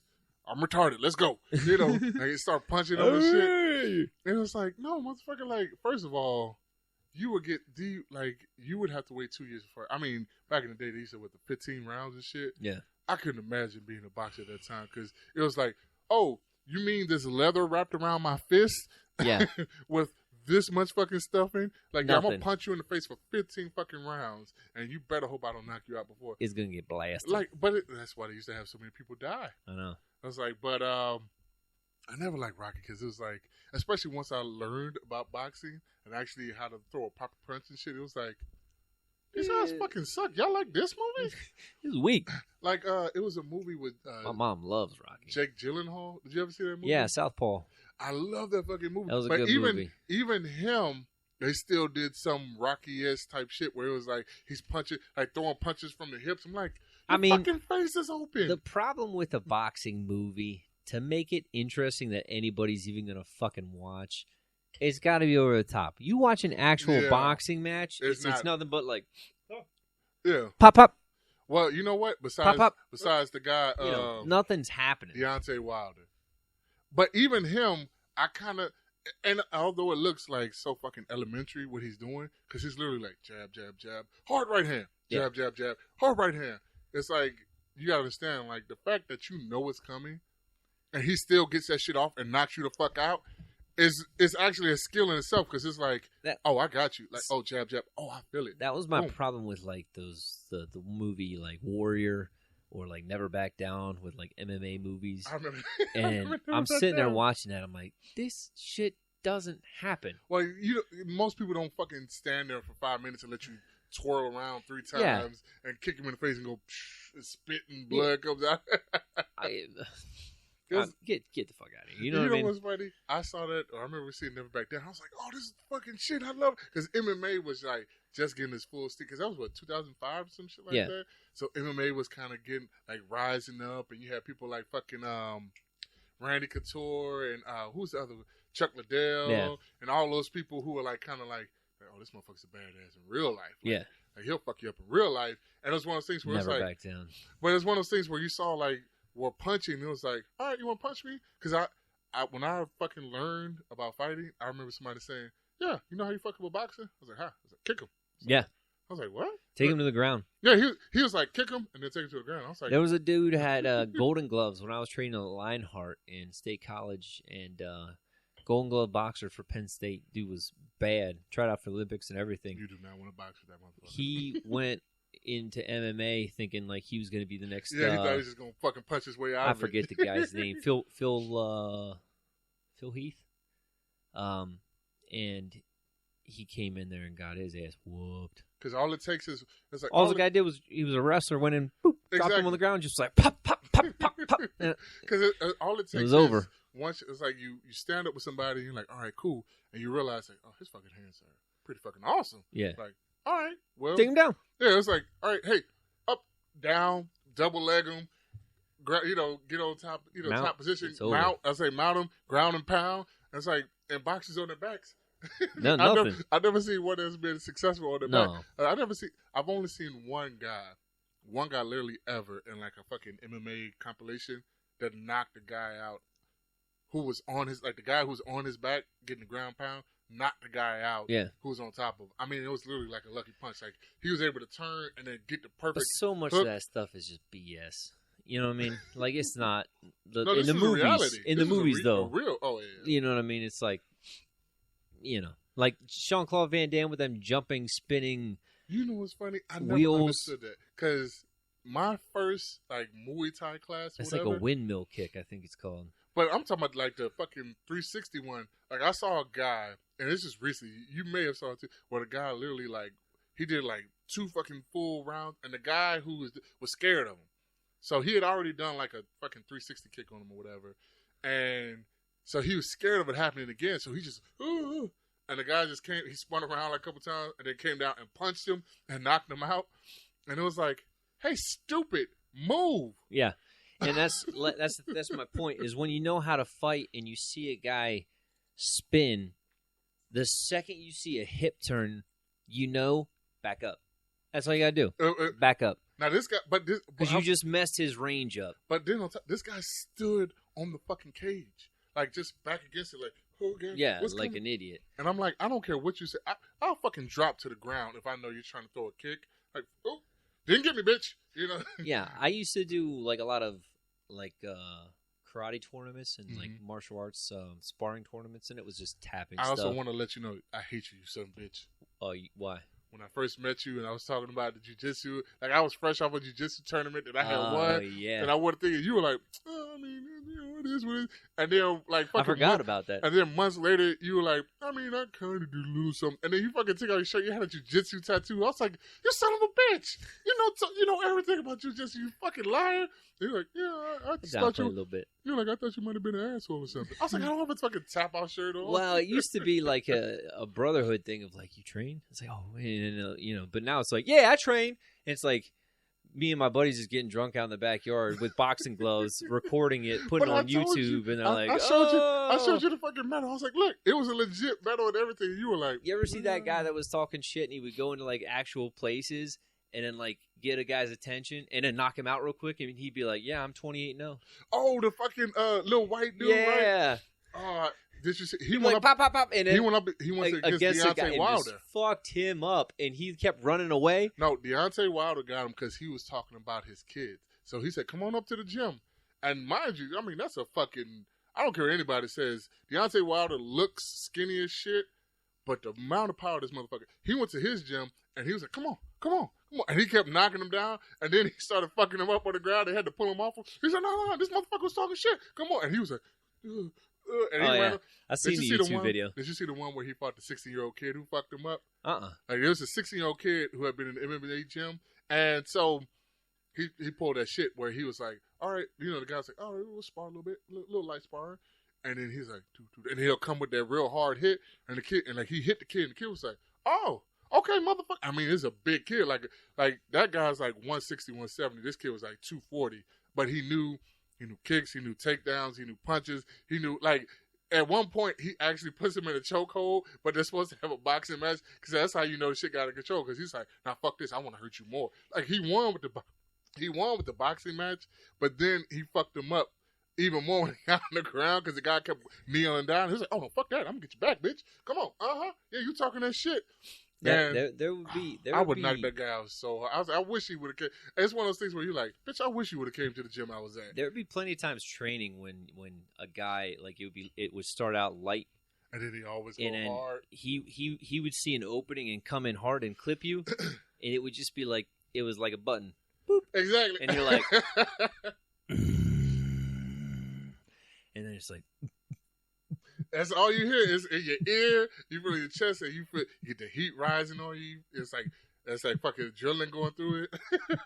You're like, I'm gonna fuck you up. I'm gonna fucking kill you. And then you just like, pop, pop. Hey, you know what's funny? That was the thing. I used to punish the shit out of guys with my tie kicks, baby. I was say, yeah, if they came in and I'm like, he just hit me right in the fucking chin and that hurt. That shit hurt. You know, don't hit to the face, man. Like it was like, or like if you tell got a bloody nose up, like, oh, you ain't walking tomorrow. You know, or you with the guy who you know goes hard, even when they're like, oh, we're just gonna do a little light sparring, work on what we like, whatever you were training on that day. Like, oh, we're doing a little light sparring, work on this. You know, like if it kicks or something, the guy comes in real hard at punching. You're like, so you just gonna ignore the fact that he said light sparring? Mm-hmm. This is light sparring. Mm-hmm. Like I saw you fucking load that shit up and hit me. Like it was, I'll never forget it. Before I learned how to throw a proper punch, it was this guy, and I love him to death to this day. I really do. But it's the one time I lost control because he was like 6'4", 6'5". He's lanky as shit, older guy, probably like in his mid-40s at the time when I met him. Because I went to the gym for like 5 years, and the problem was I didn't know he was the guy who went hard no matter what. Yeah. But he like once I actually started learning how to fight, I realized it was all out of fear. Because once you like invaded his space or hit him with a good shot, he was just going to like fight or flight. And if he could get the best of you, it was fight. Yeah. So he got me one time. I'll never forget it. I'm like, everybody else, we're like, pop, pop, pop, pop, pop, pop, pop. And it's like, even if you catch somebody, it's like, oh, okay, you got me. Yeah. I didn't put my hands up. Oh, I need to cover my back. You know what I'm saying? Like that type of shit. You can learn. This motherfucker came across and turned my head to my shoulder. It was one of those, what the fuck? Yeah. And I instantly, and I was like, no, Michael, calm down. And I did it, and he fucking turned me to the other way. I was like, I'm gonna fucking kill him. And I'm throwing overhands. I didn't even know how to throw overhand. I'm throwing hard. Haymakers. I'm missing. Left and right. Woo, woo, woo. Tired myself out. He jabbed me. He just kept right here. Pop, pop, pop. And I was like, you motherfucker. I'm fucking. Like, if I would have been talking, I would have been like, I'm fucking kill you because I'm throwing. And the people on the sideline are talking shit. Like, hey, you should try blocking. You know, you should try moving your head. You're just like, exactly. The whole time, I'm like, you motherfucker, I'm gonna kill you. And then afterwards, I was like, oh shit, oh that's what it feels like to lose control, huh? Because I mean, I didn't land one punch. I threw like 100 fucking punches. That your face hurt like a mother the next day. It wasn't even that because once he saw that I was like trying to go for blood, he just kept jabbing me. He was just taunting you. Jabbing me. And it was like, and it literally took like a whole nother year before I could get the best of him. And that's what pissed me off. It was like every time I learned something new, okay, I learned how to throw a proper hook. Oh, I'm gonna get his ass.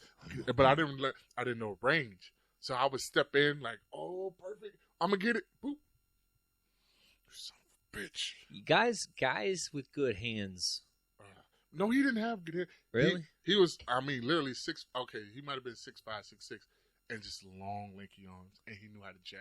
Mm. He didn't know how. Like if you told him to throw a hook, it was wild. You told him to throw an uppercut, it was wild. You told him to block or any defensive thing, it was horrible. And I didn't realize this until I got 2 years in. That's how long it took for me to start getting the best of him 2 years in because his jab was immaculate. And they were like, yeah, if you want to work on like getting jabbed, he's the guy because he's going to do it too hard, and it's all he's got. And I would go in there, and it was like, okay. And it's because I would fight somebody who had the same reach or was shorter, and I was like, oh, I'm getting the fucking best of him. Yeah, oh, pop, pop, pop. All right, cool. And then I get him, and it was like, jab, jab, jab, jab, jab, jab. And I'm like, why do I keep eating this? I was like, oh, because my head is fucking here, and I'm coming in every time. So then I would start hitting his body. Like, just fucking, I would do, like, I'll never forget the one time I slipped a punch, went to the side. I didn't even care where the hook was coming. I hit the hook, like, in his chest. So I brought his hands up, and then I literally just left straight to the fucking ribs. And I remember hearing that, and I was like, got your ass. So the best thing, though, is if you got a guy who's a repeater, and especially if it's a guy that does nothing but jab. Oh my god! I mean, you just time it, and when you see the next one coming, but you just 2 years. Just give a little sparry and you know what I mean. It took me fucking 2 years to start getting the best of them, like literally, and that's the problem. It was like because it was like we would do boxing class. It was boxing twice a week, right? And I would always be there, and I'm like, oh, I'm gonna get him this time. Oh, I learned the overhand right. Oh, I learned the uppercut. Oh, I learned the proper hook. Oh, I learned how to jab too. And the only time I ever didn't get like jabbed out of this world was when I learned how to jab too. But I'd be doing like the longest fucking jab where you turn your body and get it all the way out there. And it's like, and I'm like chest, stomach, because he was so fucking tall, it was hard to get his face. Yeah, you had to get that reach. Once I learned reach, once I got that, it was like chest, stomach, up and under, overhand right. Yeah. Or some shit like that. And then it was like, and then when they taught us the liver punch, I was like, oh, motherfucker. And they were like, get it in low. And it's funny because the guy who taught us was like, we're only going to work on this one class. I was like, that's all I need. That's all I need. And I got his ass. Give me some reps. Give me some reps. Put me in, coach. We got totally off of racism. Yeah, we did. We got on to... That's because you fucking stopped treating me like a little bitch when it came to goddamn MMA. And I'm not saying I'm an MMA champ. I would get my ass kicked in an MMA fight right now. Especially because I haven't trained in like a year. So I feel so bad about that. When's the last time you stopped training a long time ago, right? Yeah, I stopped training when I was in state college. I came back one more time. I was actually just at a gym... not at a gym, at my gym. I was talking to a guy a couple months ago who trains somewhere in Harrisburg, and he had a shirt on, and I was talking to him for a while. But you didn't thought about going back in it? Nah, dude, man, when I used to do it, I was in my early 20s, and my body would be sore. Well, see, sore. I mean, today, man. Well, 32, man. That's why you go in. So sore. That's why, so sore. So here's the thing.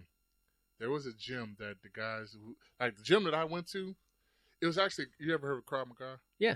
So I actually started out with Krav Maga. Israeli. Yeah. And the reason why I like that is because it's a self-defense, but it's a realistic life-saving self-defense. It's not like, oh, you're going to kick ass. It's like, no, you're going to survive this and be able to move on. Like that's what a lot of jiu-jitsu is. But that's what I'm saying. But this was strictly like, hey, we're not going to help you win the fucking fight. We're going to help you get the best or get the best situation for you to get the fuck out of there. Yeah. It was like, knife attack, gun attack, all this shit, right? Which a knife attack is like, realistically. I'm running. Yeah. It's funny because everybody I met, they were like, oh man, I'd rather get shot than stabbed. I was like, what the fuck is wrong with you? I would. And they were like, have you ever seen somebody get stabbed? I was like, no. And they showed, they showed a video of this guy, and I'll never forget it. This guy was like, they're fighting. And what you see is like the little guy, he's squaring up. He's got his hands right, his shoulders right. And he's like, yeah, motherfucker. Yeah, motherfucker. And what you don't see is the guy kind of like dip into his pocket. And then he's ready again. And then next thing you just see, oh, yeah, what motherfucker? But you see the guy go to the body. The guy who's actually losing the fight. Yeah. Go to the body. Like, bam, bam, bam, bam. And all of a sudden. No, it's like bam, bam, bam. But it looks like he just threw like a bunch of body shots. You're like, oh, shit. And then you see the guy who's fighting go like, and then just kind of like, you see his body seize, and he just drops. And you're like, and I'm like, what the fuck happened? I was like, he killed him with liver shots? Because we had just learned liver shots. He's like, no, he got stabbed. It's like, the guy was stabbing him while he was, because the guy is still punching, not realizing the guy has a fucking knife. So he's still punching at him, winning perceived fight, right? Like, if it's a boxing match, he's fucking him up. He's just getting jacked. But the other guy is like, boom, boom, boom, boom, boom. And they were like, he got stabbed like 8 or 10 times. And they're like, he died. And I was like, you guys just showed me a fucking snuff film. Like, what the fuck? They're like, no, like, we showed you what actually happens because people will fucking pull knives on you. And you could win the fucking fight. Like, if it's a boxing match, you can win all day. Because you know how to throw the punch, you know how to do this, you know how to move. It's like, but if you're not paying attention and that guy pulls out a small enough blade and he gets you in those right spots. Whew. And that's, I mean, I'll never forget it because the guy literally went like, yeah. And he didn't realize he got stabbed. And he was like, you see, you just saw his shit slow down. And then kind of his body like. He got lightheaded and went down. Boom. Like I saw this video of a kid, so fucked up. A kid getting shot. I see a knife, I'm running. Oh, or now a gun. Now Okay. and it's funny because I used to say, "Oh man, you got a fucking knife, Psh, bitch! It's just a regular fight. Let's go." Now I'm like, "You got a knife? You wise? Shit, hold on. Here's my keys. Here's my wallet. You know, and it's one of those What things. you got? Yeah, I don't know. But I'm saying that to see how the human body reacts, like I'm telling you, there's a video of a kid. He had like a fucking Mac 10, like, and he's like, he's talking shit to this other kid. He has the gun out, but he's not using it. So he's like, motherfucker, he's got ground. He's like, motherfucker, blah blah. What it's supposed to be an argument or something. So he pulled out the Mac 10, and this is where my father always told me, if you're ever going to pull out a gun, you better use it. Yeah, because you never know what the other person has. And yeah, they might definitely use it. So he pulls out the gun. And he's talking shit, and the kid's like, "Look, man, I'm sorry, man, whatever, right?" He's got a backpack on, and they look young, like teenagers. And he's like, "All right, motherfucker, yeah, you better." And he pulls up his shirt, puts the gun back in his pants.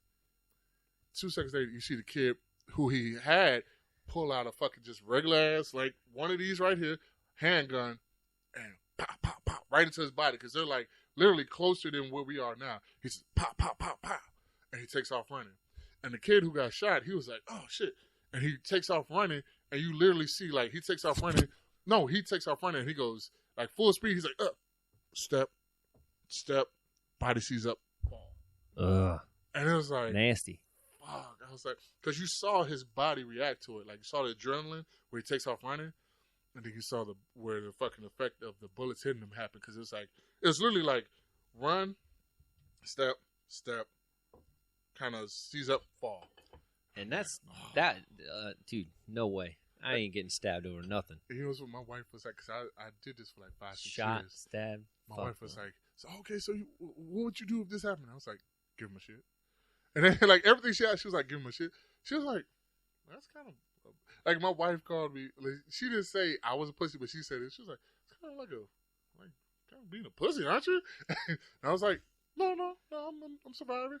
She was like, I'm not dying over. Yeah, she was like, so. There's credit cards in my wallet. There ain't no cash. Yeah, I was like, I'm gonna cancel them by the time you get home anyway. As I said, I said I barely fucking use cash. I barely use. I was like, I have one credit card, and all that. I was like, so no, I'm not. It's like I'll cancel that shit out. There you go. Any charges that happen, good luck. I'll tell them. I'm like, hey, using this credit, here's my area code, so you can use this credit.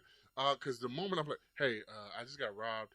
Cancel all that shit. I'm gonna get all my money back. I was like, everything's gonna be fine. I was like, I'll actually tell them like, hey, if you can do me a favor, can I just like keep my Social Security and my license? Yeah. Like I will literally ask that, like, can I keep my Social Security and license because those are the hardest to get. And it's like, but I was like, hey, you can have everything else. I don't give a fuck. I don't even see you later. I don't see you. I never saw that type of shit. And hopefully they're not high or hopped up enough where they're like, I still gotta kill you. You know? Yeah. Because it's one of those things where it's like, man, fuck that. I'm not trying to die. You have no idea what's going to happen. Like right here. Like, here you go, Steve. If you turn this gun on me right now and you were serious and it was loaded, like, well, Steve, you can have a little shitty car out there. I'm going to say it's, like, do me a favor, total it out. All right. I got full coverage on it. So total it out. Buff that motherfucker and hit a tree. I was like, no, make sure you bend the frame, please. Yeah. Bend the frame. So what we got to go shoot some guns if we're going to shoot some guns. Yeah, we do. It's 3:10. I got to leave home at 5:15, so that gives us 2 hours. Oh, that's perfect time. Yeah, so I figure Let's get back on one more racist topic. One more racist topic before we roll this out. I forgot exactly what we were talking about. So, my one thing that I tell people... Black Santa Claus. No such thing, unfortunately. But the white person who did it... How do you feel about that being black? I mean... I get it. There's not going to be a white Santa Claus coming to the hood. She had a black Santa Claus. White Santa Claus isn't coming to the hood to hand out presents, and I know everybody's like, "Why can't giving a black kid present?" You know what I've always hated is that part. Is that poor and hood has been associated with black, and the reason that's true. I was like, because my bad. No, it's not true. Because like if you look at it, like whenever somebody says urban, you automatically think black. Yeah. Like they say urban this, urban that, black. Oh, so you mean black? Like if you don't want to say black, you say urban, which is fucked up because I've lived in poor neighborhoods. I want to say poor. What is that? Stupid. I was like poor neighborhoods. Oh yeah, we never played nothing right now. And I've been around blacks. I've been around. I'll never forget when I realized white people were poor. Right. That's just like Chris Rock's bit. I mean. he's like, he talks about black people. He's a bassinet. But, there's plenty of white people eating mayonnaise sandwiches, living in a trailer park, listening to John Hucamella record games. I don't even know who that is. I'll never forget the first poor white kid I met. This was fucked up. His dad was gay. You cramping up again? No, my ass just hurts from the seats. Not enough cushion, baby. I'm black. I'm black. I got big booties. Oh. Actually, I don't have no ass now. I used to have a nice one. That's what my wife told me. But ever since I got fat, it's just, oh god, I need to do some squats. So I want to. She used to smack me on the ass, and I'm like, man, look at that with that gay shit. Because even though it's a woman doing so, man. But leave my ass alone, ma. But she don't smack my ass no more, and I'm kind of like, oh damn, baby, I'm sorry. I took that away from me. Say I got fat on you. But see, I tell people all the time that's why I love her. Because there's been 2 times in my life where I've gotten big. Like I've gotten big this year because I've literally, like, I've done so much work. Like I mean, you do a lot of that driving. But I'm saying, 6-7 days a week, day and night type shit. Yeah, like when I first came on, like 6-7 months in, oh my god, it was horrible. Like, because we pick up from a pharmacy which was run horribly, and then the other guy who had it, he was running it horribly because he was about to quit, so he didn't give a fuck. And then the workers were doing whatever the fuck they wanted. So I kind of came in. I'm not gonna say I straightened up, but I definitely helped lead into the right direction where we're at now. But at the same time, it was one of the situations where it's like you still have to do a bunch of fucking work. Like, you gotta get up. Like, it's nothing that can really be done over the phone. Like, all right, this has to get there. Fuck, I gotta go there. What? We did miss one thing. Did you read up on Colin Kaepernick with the Betsy Ross flag? Oh, the Betsy Ross flag. So this little part I have been hitting all. I know. Every time I raise my hand. So you use your hands a lot. It's fine. Yeah. So the Betsy Ross thing. So here's the thing. I think people overreacted. I think what happened was people being black people, or people being white people, or people black, being in general. Yeah, black, white, Hispanic. Yeah. I mean, obviously, it's gonna always be more white people because it's a predominantly white country. But so the Betsy Ross thing, from what I understand, was he basically put his 2 cents in. He didn't say, "Hey, you shouldn't put those shoes out." He's like, "Hey guys, this flag right now is being used by like fucking neo-Nazi skinheads, the Proud Boys, all that type of shit. Like, it's been used by people who are doing the wrong thing." Now, obviously, so what they should have did was never said anything. Right. Like, if they would have never said anything, and he would have given that like, "Hey, just letting you know, because you might get some backlash about this. How about just using the flag? Like, right. Just put the flag on. Like, it's like," and that was the funny thing about it, because it was like, if nobody from Nike ever said any fucking thing, it wouldn't even been a situation. It was like they were looking to get that reaction so that they could sell that shoe. Like, maybe it was backlash from somebody. Well, I heard they pulled the shoe. But that's what I'm saying. But they pulled the shoe, and then I think they put out something similar, something comparable to it. It kind of seemed like a publicity stunt with saying. Nike. You know that's what I mean? I'm saying. But just I think to get Nike pulled people it on talking him. about it. Exactly. You know what I mean? Because they remember when he first came on. I mean, when they first came on, the funniest shit in the world to me was when he first came on. Or not, he was already with them. Like, everybody forgets he was with them already. It wasn't like he was new. They just were like, oh, you're hot now. Let's use you. Yeah. And all the people who were like, "Fucking Nike, I thought you were with the military. I thought you were with police," and cutting and burning shoes. Like, "Hey, dickhead, you bought those shoes already." You know what I'm saying?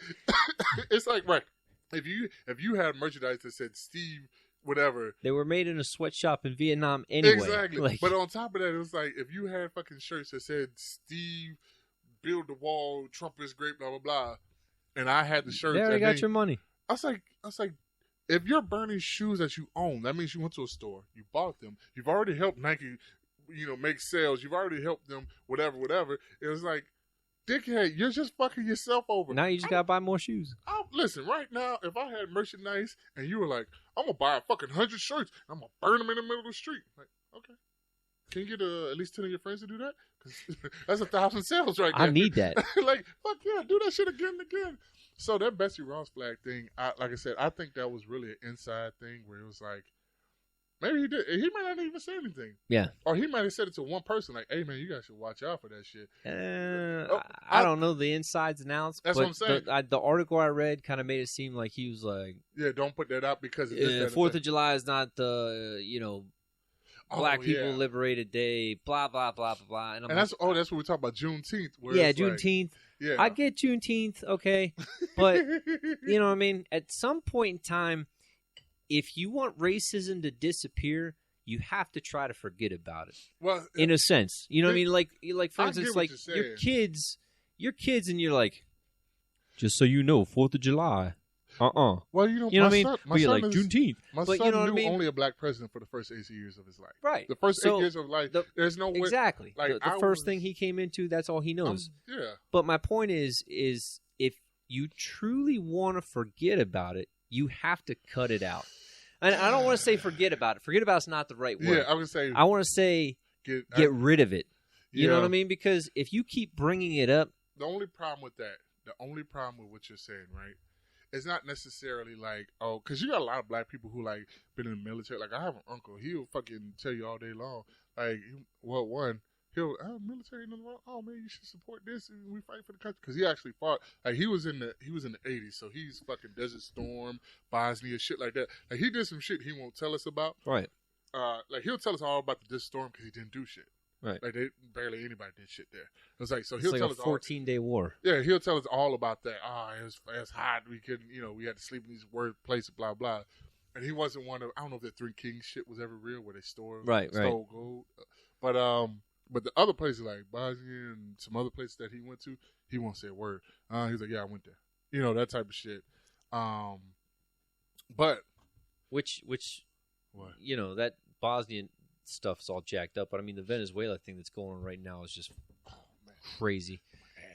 But I was saying all that because I was saying I know black people who are like for the military and who are against it. Like my dad's favorite quote is, what the fuck you want to join the white man's army for? I'm not for and I'm not against because I mean you need it, but at the same time, what is it? It's a bunch of poor kids, whether black or white. See, that's what I was saying. The unified military is poor kids. Before I met you, I worked for a place called Lidos, or some shit like that. And we were on contract for about a year, and we were supposed to, when they were trying to do the VA, they had so much paperwork, it was backlogged. Yeah. Like all that shit. We were one of the fucking people. We helped out with the Army National Guard, and then we also helped out with another branch.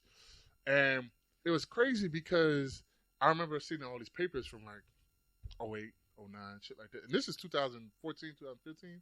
And I remember seeing papers. I was like, oh, is this when they joined? I'm like, oh no, this is when they put the paperwork in. Oof. I said, what?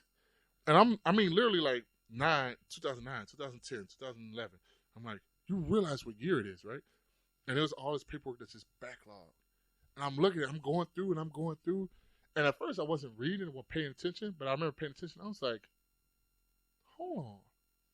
It's like, you got all these like super conservative white people trying to blame liberals or whatever. It's like, this is a fucking government thing. Like, this is federal. Like, they're fucking you over. Like, fuck black, white. I was like, and this is one of those things where you realize the longer you keep people worrying about race, they don't pay attention. Like, it's supposedly a quote where it's like, as long as you keep the poorest white man thinking he's better than like the richest black man, or like better than the fucking most qualified black man, whatever it is, like the richest black man, as long as you keep him thinking that he's better than the best black man, you can pick his pockets every day. Like you could do it. And it's funny because Trump did that same thing. I truly think a lot of racism stems around the government and what they want us to focus on. It's like, because you have a combined. Look at like, oh, Amazon's not paying no taxes. Blah blah blah blah. Rich man's getting richer. They're like, but you're letting that shit go. But no. But then it's like, white cop killed a black kid, and everybody's like, "Oh shit! Oh shit!" Everybody forgot about Amazon. It was like, oh, Amazon didn't do nothing. Racism. Let's talk about it. So you know what I mean? They put it on a platform because it's a distraction for everybody to forget about the big picture of all the shit that's happening. In New York, they were like, "We don't fucking want that," and they twisted it and made it look like, "Wait, we're about to bring a bunch of jobs in your city. Like, what are you talking about? You could fucked it up for everybody." Because there's a bunch of New York people like, "No, we don't need you here." Because it's like, and then realistically, well, they're like, shit jobs. They don't pay the greatest. I mean, they don't pay, but they time you for how long you go to the fucking bathroom. I mean, but they're not the only ones. I work for a company called McCormick and Spice. Yeah, and I remember I literally. So did you work there in Hunt Valley? Yeah. So I got let go, and I'll never forget it. This is one of the few times ever in my life I got fired, and I couldn't believe it. I got let go because I was all together maybe 10 minutes late. And I'm like, so 10 minutes late, that's fucking whatever. Right? Like that's traffic. Yeah. Shit happens. No. So I would be standing there. They had a punch-in system. I would be standing there. You were like, No. I would be standing there, and you have people punching out. So you have to punch in. So let's say my shift was at 3 o'clock. I will punch in at literally 3 o'clock and 25 seconds. 3 o'clock, 30 seconds. 3 o'clock, 15 seconds. They added up those seconds. Oh, my God. They literally added up those seconds and said I was late those days. That's you're late this day. You're late. And it was You've been late an hour. Yep. Yeah. Over 5 years. Yeah, it was like, because they were like, you were late 15. I was like, I said, it was only one day that I showed up and I was like 5 minutes late. And they were like, yeah, we know about that day. But here are the other days. And I said, say what? And they were like, yeah, you were late 30 seconds this day. I was like, but it's still 3 o'clock. Like, it's 3:20. Not even 3:20. Like, 3 o'clock and 20 seconds. The funny thing is they could throw that on you the other way and be like, you ain't allowed to clock in early. You shift don't start till 3. See, and that's exactly what happened, because if you clocked, so they were like, you should clock in early. I was like, I didn't know I could clock in before. I was like, I got here at 2:40. Why would I clock in at 2:45 once I got dressed and everything? If I'm not, my shift didn't start at 3. They're like, well, you should have clocked in at that time.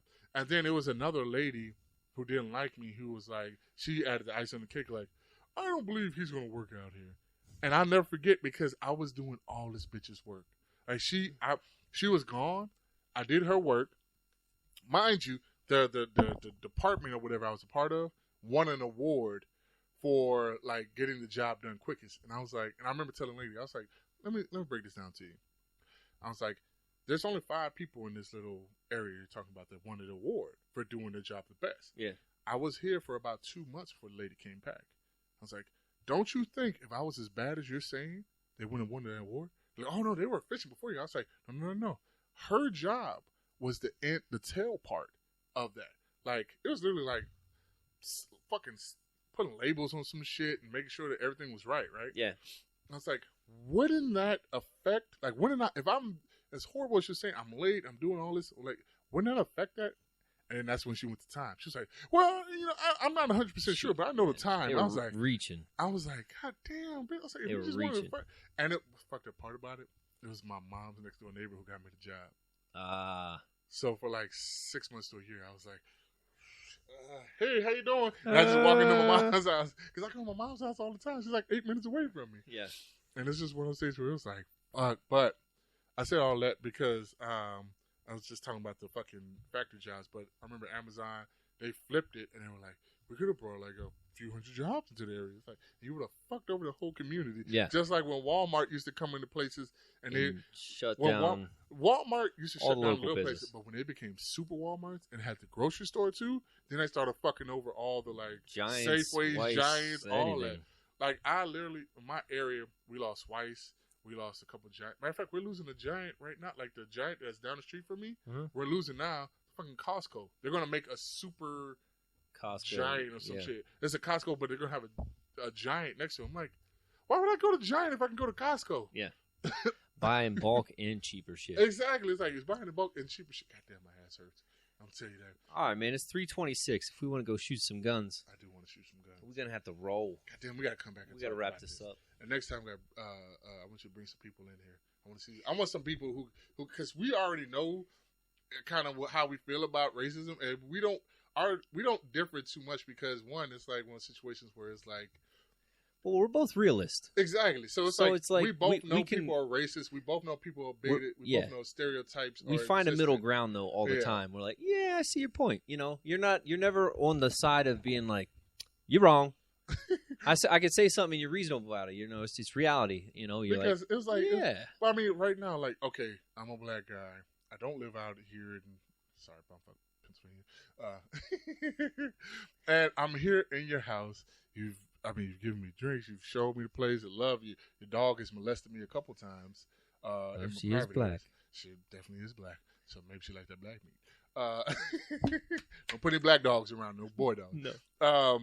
But it's one of those things where it's like, racism is that I'm surprised you said people were afraid to have this conversation.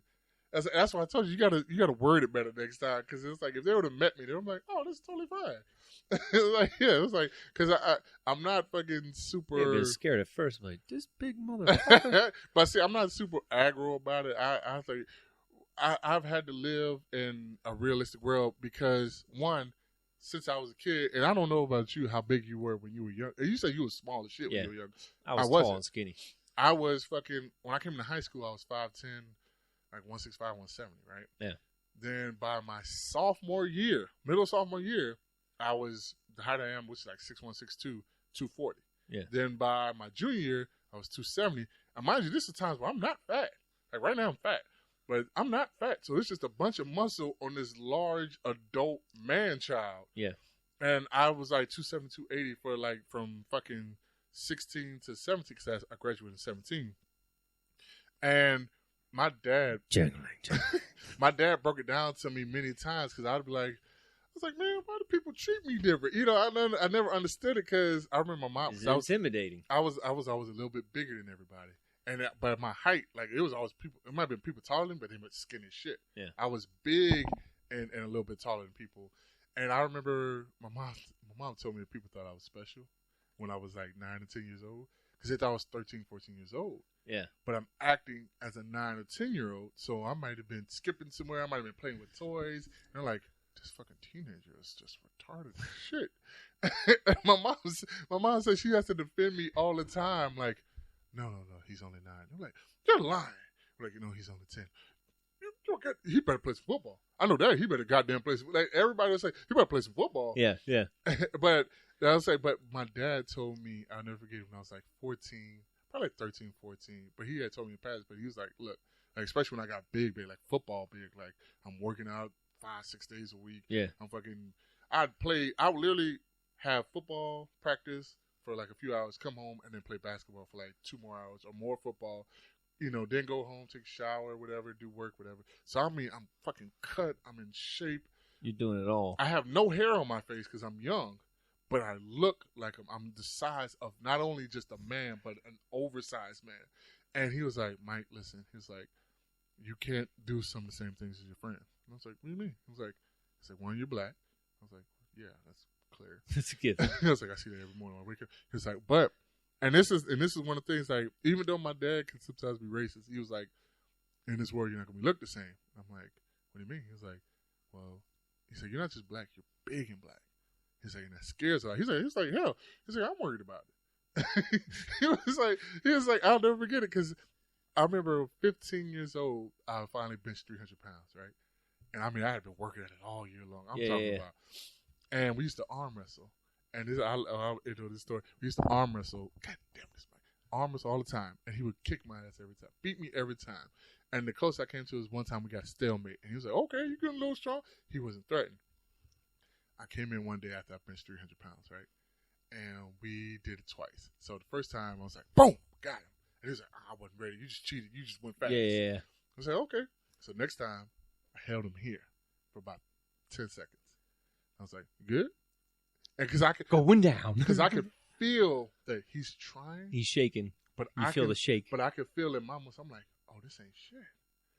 And so he was like, yeah, stalemate. I was like, no, boom, got him.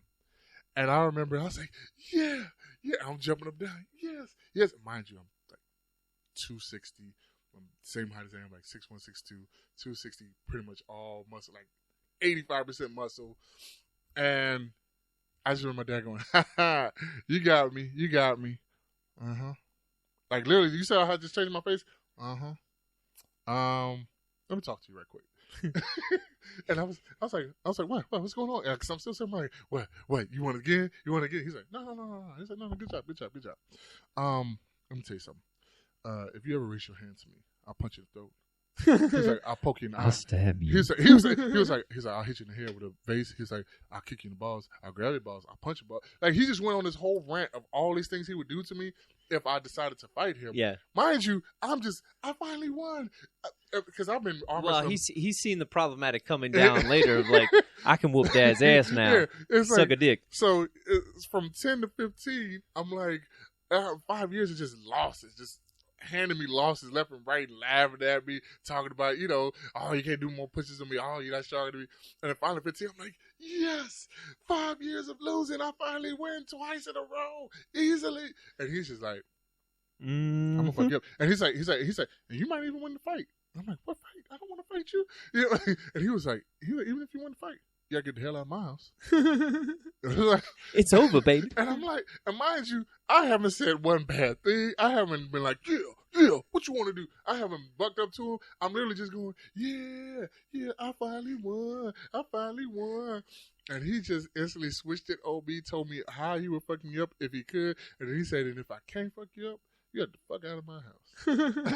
and either way you leave. Yeah, he's like, either way you lose. And it's funny, and I remember, and like shortly after that, that's when I think a cop had stopped me at like a basketball game and didn't believe my age.